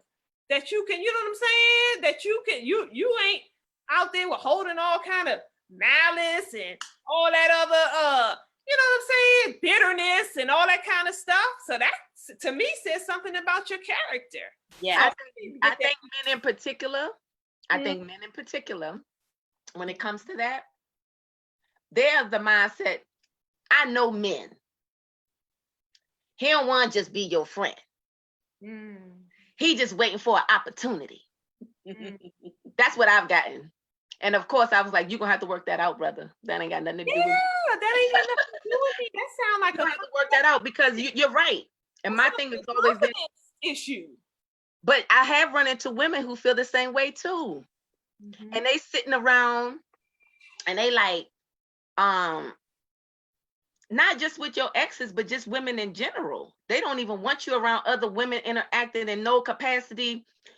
And they will try to project that on you. And the thing I always feel that's the other person who got the problem. You know what I'm saying? That's on them. They got to work out where that comes from, because you have to be able to trust the commitment that you made. And if you can trust the commitment that you made, you have no opportunity. You have nothing else to do but trust the other person. You ain't gonna be able to change it. You know what I'm saying? You can tell me all day long, oh, I don't want you friends with your ex, but then you're gonna become an ex if you push that too much. Yeah. One of them exes that you don't, that I'm not gonna be in touch with. Yeah, I agree, Oni. I agree with this. It's a self-esteem issue. That's the way I see it. It's like, because if you have enough confidence in yourself, you know that, you enough. You enough. And if you ain't enough, okay, well, his loss. His loss. Ain't my loss, it's your loss. That you can't, you know what I'm saying, keep it home. So Okay, but ladies, I gotta be the devil advocate. Good, do it. So angel advocate. angel advocate. I gotta be an advocate for the brothers. So he got girls calling, ex-girlfriends calling, and he having conversations with them. He ha, maybe 2 or 3 different ones every day. I mean, it's no different than us talking to our exes, right? Why y'all so quiet? How y'all feel about that? Well, Yeah. I think that's it's levels, y'all. You don't need to be on the phone with no other woman no whole bunch of times during the week if I'm here. And I don't need to be on the phone with no whole bunch of other brothers if you here. But in the case that, say you and the ex-partner got a business thing that y'all do, that y'all put in place when y'all was together, and for that reason, y'all still need to be in contact with each other. Yeah, that's different. So that's what I'm talking about. I don't agree that you need to be on the phone with nobody every day. That ain't me. Yeah, no, I ain't like he at home chilling in the bed. Not every day. Covers or with the phone. No. You know what I'm saying? And you come in, who you talking? Yeah, I'm talking to. No. Not on my watch. Not on my watch. Come on, Rachel. Oh no, ma'am. Well, you know, that's an extreme. That's a different thing, right? But, so because I have an ex I talk to a lot. You might want to consider why he your ex. Then he might not need to be your ex. No, we're good friends. We were good friends. So that friendship is always there, and we talk like probably once a day. Does he have a woman? Yes. And he talks to me with her right there. Like, because I mean, we're talking, we're friends. We're just talking platonic friendship talk. But a guy would not like that. If I was dating a guy, oh, hell no. Oh, he would not. No. That woman don't like it. She don't like it either. Yeah. She don't like it. I have friends. I have male friends that I chat with. You know what I'm saying? Like Aneika, we got a friend in common, Brother Ed. You know what I'm saying? I chat with Ed all the time. But he's my friend. So now, if I'm with my man and Brother Ed call and he on the speaker. Ain't no FaceTime. Right. It ain't no big deal. But I think that's when it's acceptable. When that person becomes a friend to both of you guys. Okay. I think that's it. Because then you're not hiding anything. I think it's when you want to keep it, on the low, then you trying to hide something. But if you out in the open with it, no doubt. Girl, people be in the open and still be doing deceitful stuff right in your face. But I mean, I said that I made those jokes, you guys, but I really did have real life situations like that where the brother I was with was having an issue with that. But then he also had issues with my interaction with men in general. So then it was like, okay, nah, bruh, that's not gonna work. I can't stop shining. You thought I was gonna stop being a beautiful sister because we got together? You thought that was gonna happen? You don't think I have any control over how I move in this essence that got you caught up? That's to me that's undermining who I say I am. And I don't participate in that. It's controlling. It's controlling. Okay, we wrapping up. I know we've been on here a while. We wrapping up. I'm almost to the end. One does not care about appearances. It's got a lot of comment. You might want to like how she look and how she dress, just like her personal care about herself, how she go out the house, or her hygiene, or you know what I'm saying, hair all disarray, or all that stuff all the time. Yeah, these unattractive. Yeah. That's self-care. I don't know that lack of self-care would ever be attractive to anybody, really. Right. I don't think nobody really go to anybody and be like, "Ooh, you stink. Can we together?" Oh, I like that hole. Oh, I like that hole you got in your shirt. Oh my. Your bonnet cute. I know. I don't think nobody really looks for that. Yeah. Moving on. So we know we gotta keep up with appearances. Now, but does that mean, okay, then let's go to the all flip side, like the whole flip side, like Rachel like to do. Does that mean like you gotta like get dressed up and everything, and you know, even if you home or whatever, and he coming home for dinner, and you gotta, you know what I'm saying? Throw on some shoes, some high heels, and some lip sheen for him. Yeah, I heard sweats and t-shirts ain't attractive, even though they're comfortable. I heard they're not attractive. So when do you get to be real? I gotta walk around in lingerie because that's what you prefer, when I prefer t-shirt and sweats? What if your man want to see you sometime? What if you want, that's your comfort zone, that's where you at, that's what you want to do at all times. But your man sometimes want to see you looking a little cuter than that. Would you be willing to compromise? Yeah. Oh yeah. I would. Yeah. Aneika? Definitely. Okay. Yes. You gotta rub your head when you do that. You gotta go like this, Aneika. Yes. Definitely. Right. There you go. I want you to stay consistent with this thing. All right. Yes. Telling lies was a big one. Yeah. Yeah, I guess that goes without saying. Yeah, I watched this movie the other day. It was I think it was depicted like in the 60s or the 70s, and the wife was in the house vacuuming. She had rollers in her hair and a slip dress on. When she heard her husband coming in the door, she flew upstairs and put on her dress and threw the rollers out her hair and fixed herself up, and then she came down and finished vacuuming with her clothes on. So I'm like, I don't know if that came out of like the I got this book, Fascinating Womanhood, and it talks about, you know, keeping yourself up and having the house smelling like dinner when your husband come home. And I don't consider that old fashioned, but I do like the idea of looking cute, you know. Well, don't no man come home to me, but I'm just saying, I would love for all of that. What? You're not going to see me all scruffy. You're going to see me, yeah. Every day? Could you do it every day? But see, it's my lounge, whatever it is that I'm wearing, I just have to make sure that it's cute. Whether it's a tunic and some cutoff shorts, just as long as it's cute and I'm comfortable. It don't have to be a whole full-on outfit, but it won't be a muumuu. Yeah. It sound like it sound like that's something you'd enjoy, Aneika. So it wouldn't Be no push for you. You like to do Only, of course. So in that case, I think that's a good point, right? Right. That's no stretch for you because that's something you already want to do. You're not doing that just for the sake of him. You get some pleasure out of doing that as well. So I think that works, right? Yeah. I don't always want to be all primped up. I'm gonna tell you the truth. I am still very much like my lounge clothes and my big thick fat socks, and you know, I'm very much like that. But there are some times, and I do switch my thing up. The next time, you know, you get a little different comfort. You know, Different level. and then we get ready to go out on the town. Now you really get to see how she gonna stride.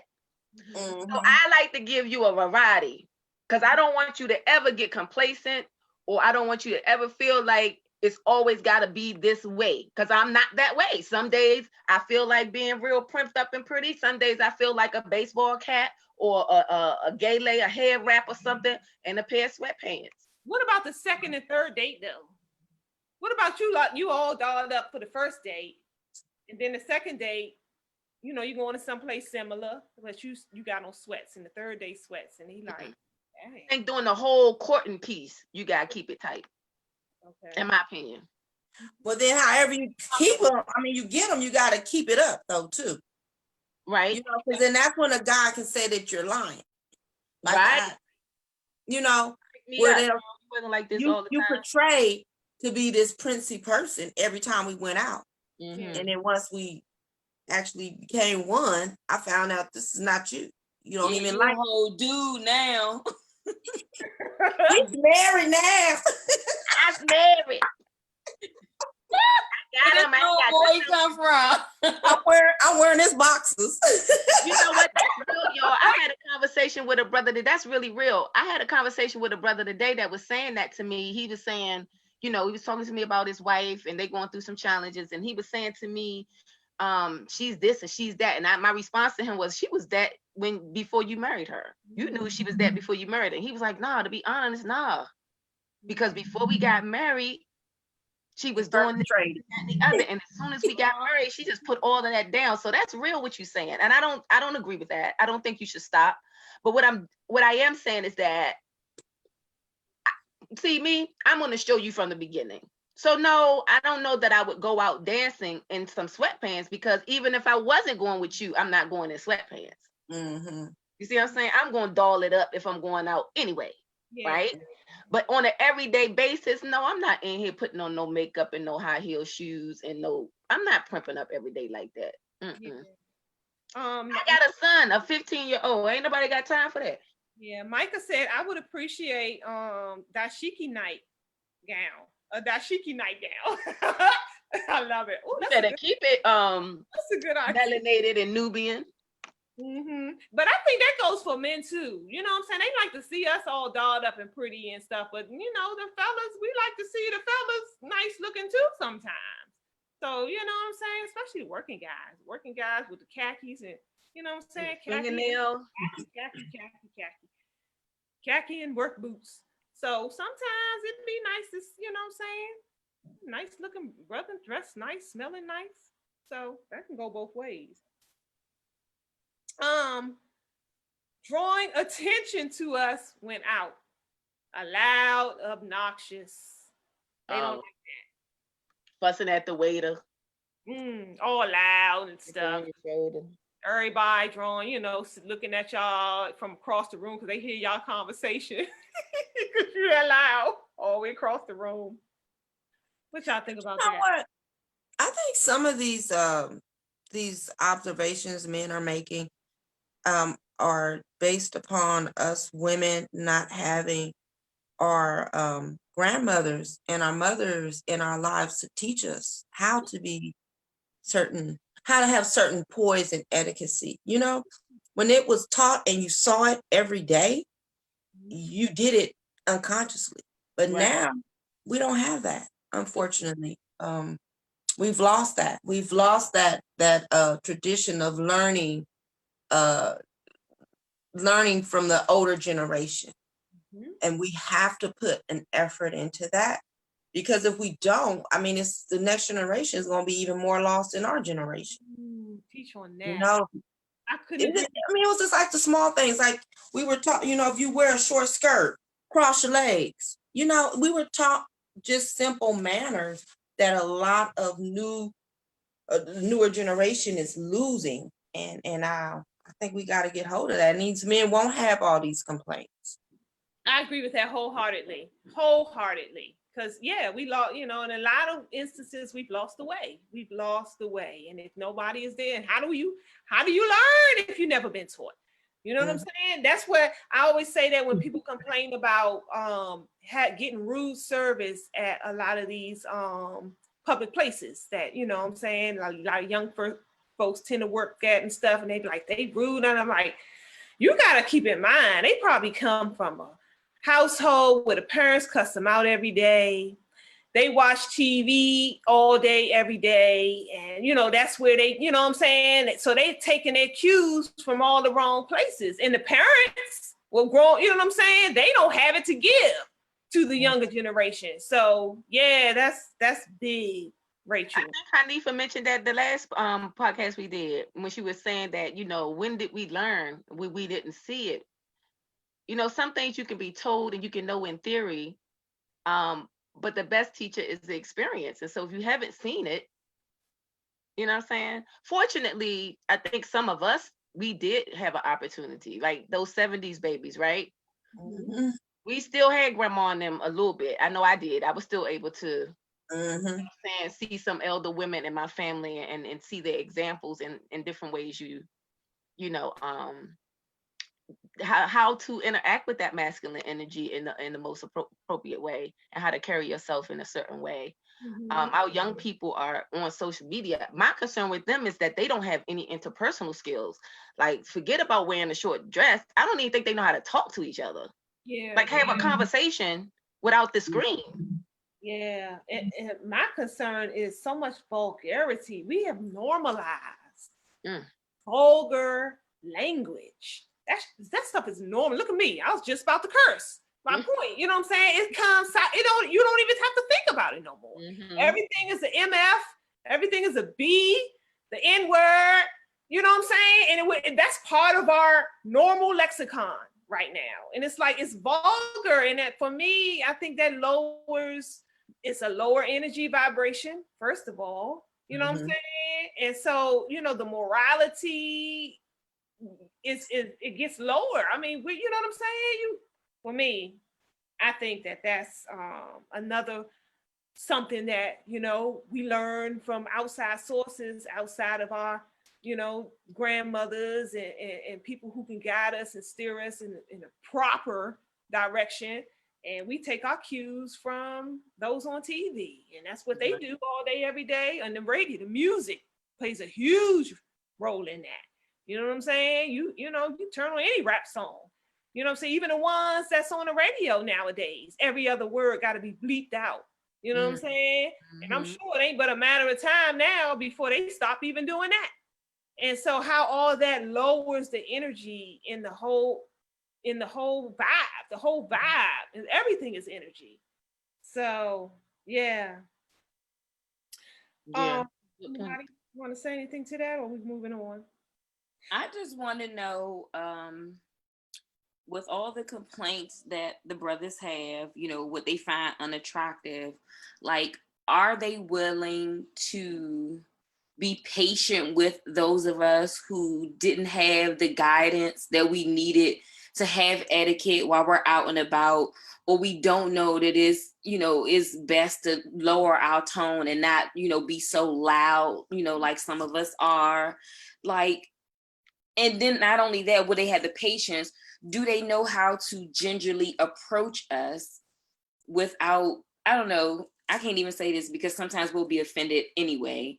But how do you handle us knowing that these are the things that you don't like, but you would like to see us in a situation or involved with somebody, but that those things right there are impediments?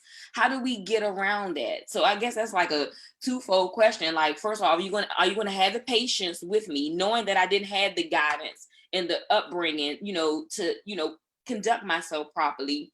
And how do you approach me? Like, come on, sis, like, I know you know better. Like, can I show you something or some kind of way? Because we do want to please men at the end of the day. A lot of us do. So it has to be some kind of way where our men can influence us to be better and to want better and to, be that lady that he sees, because his needs and his wants and his desires change and we get confused and we don't know. So it just be hard for me sometimes to feel like, that's why I don't even try to like be with what the brothers need. It's like, if you like me, you like me.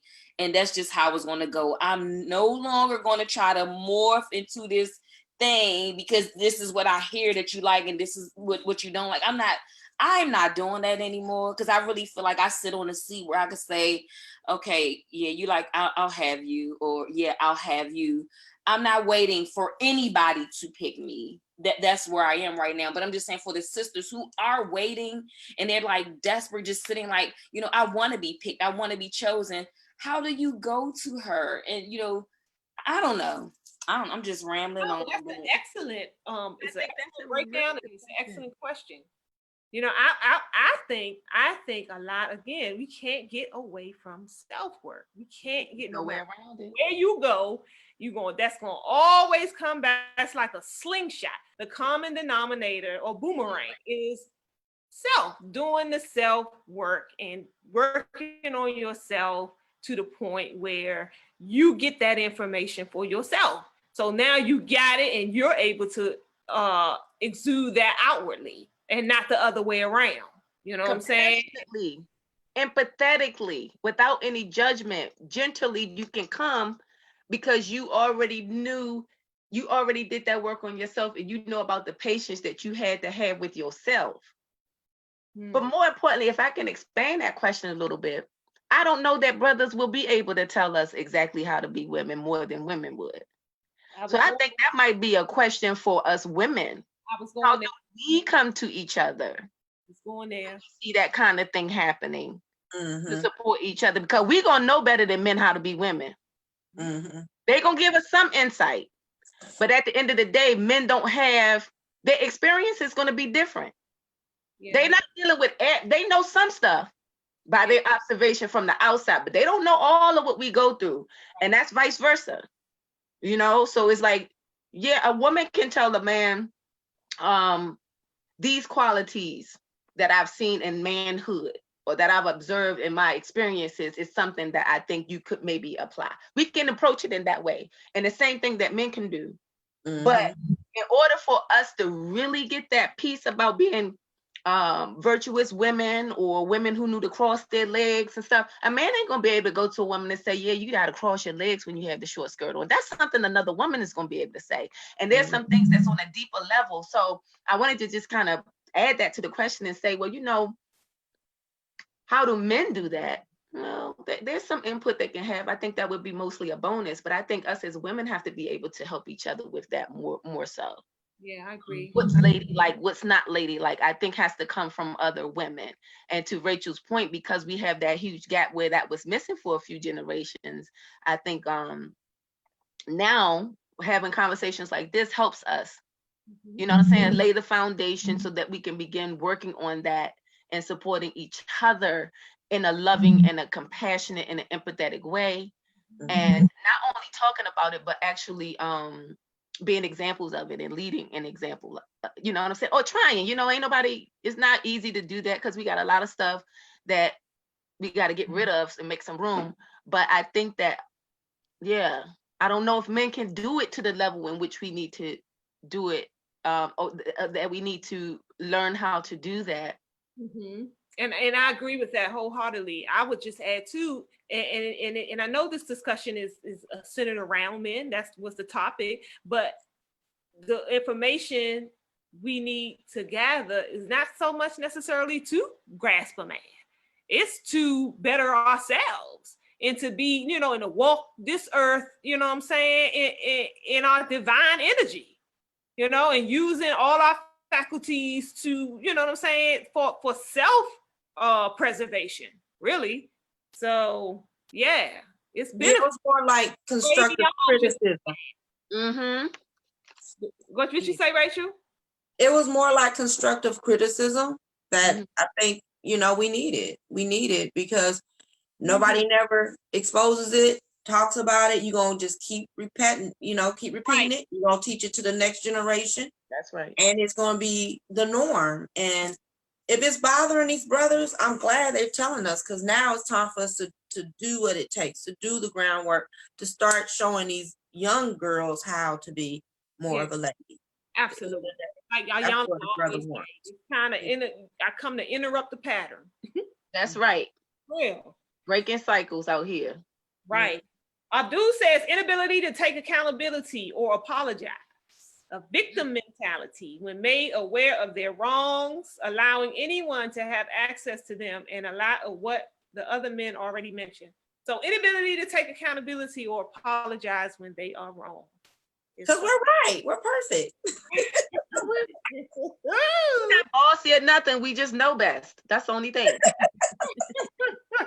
I've been seeing memes and jokes about that a lot. And I'm like, I don't get that women don't own up and acknowledge when they're wrong. Who are these women that don't acknowledge when they're wrong? Because I'm one of them. If you point out an error, I want to correct myself. So please don't be my yes man. Tell me, yeah, this, and this, and I'm going to look into it. Oh, yep, you're right. So who are these women that like folk been joking about lately that don't want to own up when they're wrong? Is this a common thing? Well, you know what? I am the woman who can do that now, but I wasn't always the woman who could do that.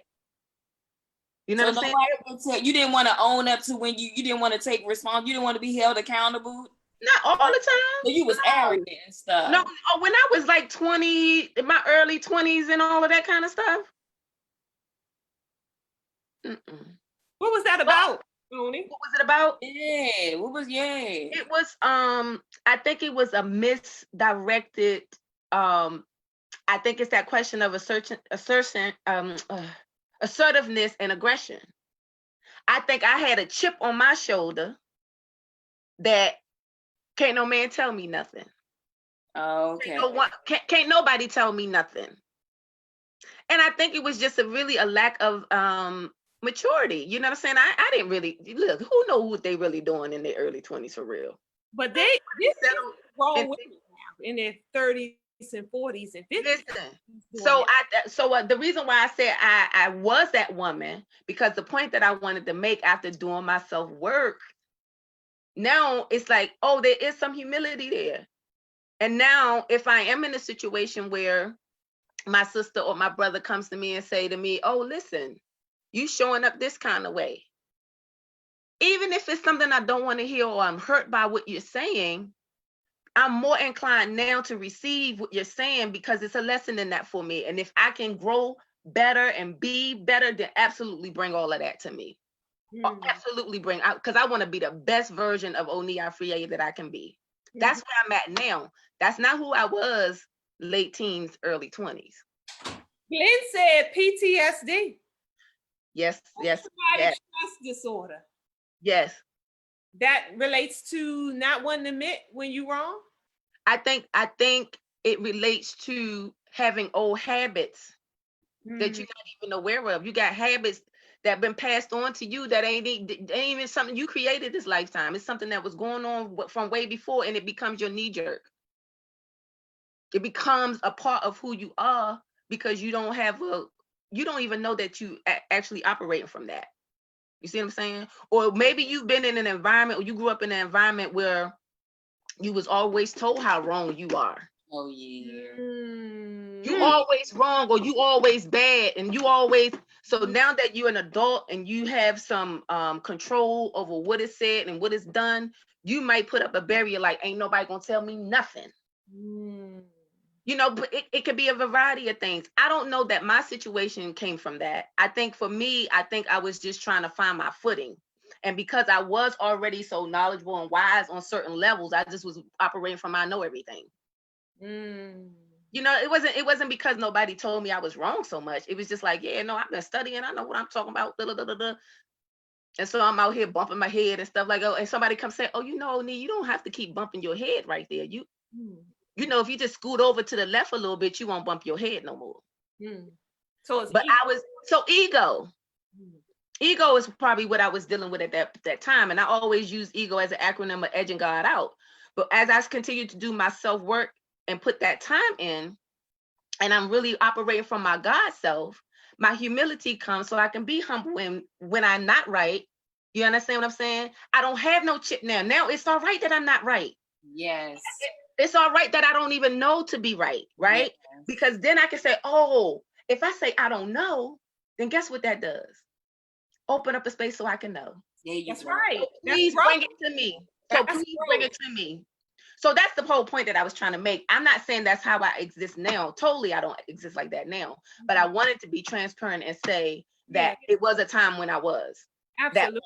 I feel you, you know, absolutely. I think we stunt our growth when we do that. When we don't like to admit when we're wrong, when we know we're wrong, and we don't want to apologize. You know what I'm saying? If you didn't hurt somebody and you know you was wrong for, you know, what you said or what you did, but yet you still gonna stand strong on your square that I don't, you know, that's ego, and I don't know. I just, you know, that's just some stuff. But to Glenn's point, that's that PTSD. That's that pain that you hoarding and you don't know it's coming from that place. Derek says genealogy, which is pretty much the same kind of trend, you know, down the line. So I don't know.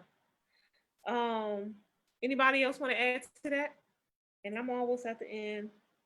Where was I? Negative attitude. Yeah. I don't like sourpuss. Yeah. I'm the kind of person that always look for the silver lining anyway. I'm always trying to find good in everything. Okay, what can we get from it? How can this help us grow? How can we get you know, I'm the one that's going to turn a conflict into a blessing in a minute. So I don't like people who like to stay in the negativity and kind of feed off of that. It's the same thing we was talking about earlier, the people who just want to be confrontational, just want to be in an opposing position. So I look at that as a negative trait. Negativity, just negative all the time about everything. Yeah, or looking at the glass half empty. Yeah, instead of full. Yeah. That could be draining. That could be, especially for somebody who is on the opposite end of that spectrum. You know what I'm saying? If you positive and, you know, like somebody like me, I like to operate in energy ciphers. So it's like, I'm like, you know what I'm saying? I can't even see that it ain't going to happen for me because I know it's going to happen. You know what I'm saying? I know that, you know, what I'm reaching for, I'm going to get.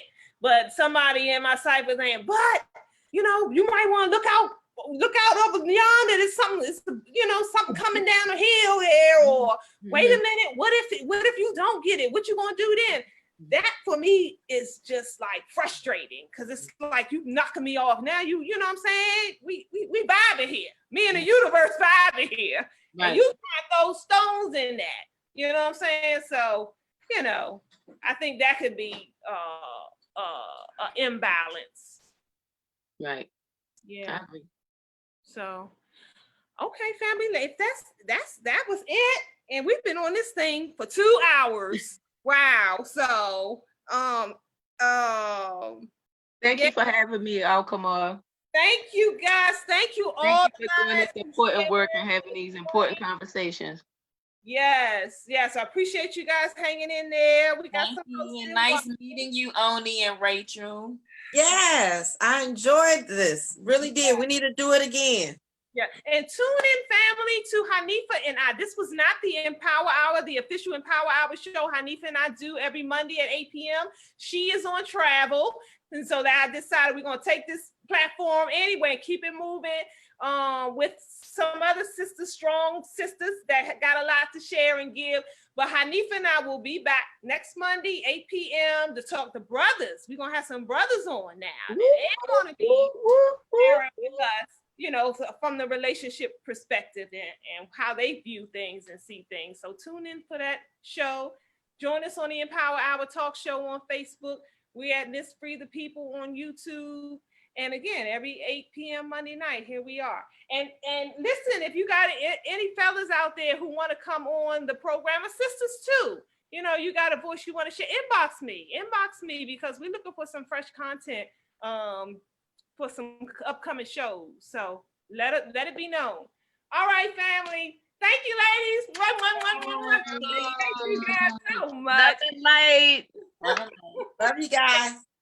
Take care of each other, family. Peace. All right, peace. Wonderful.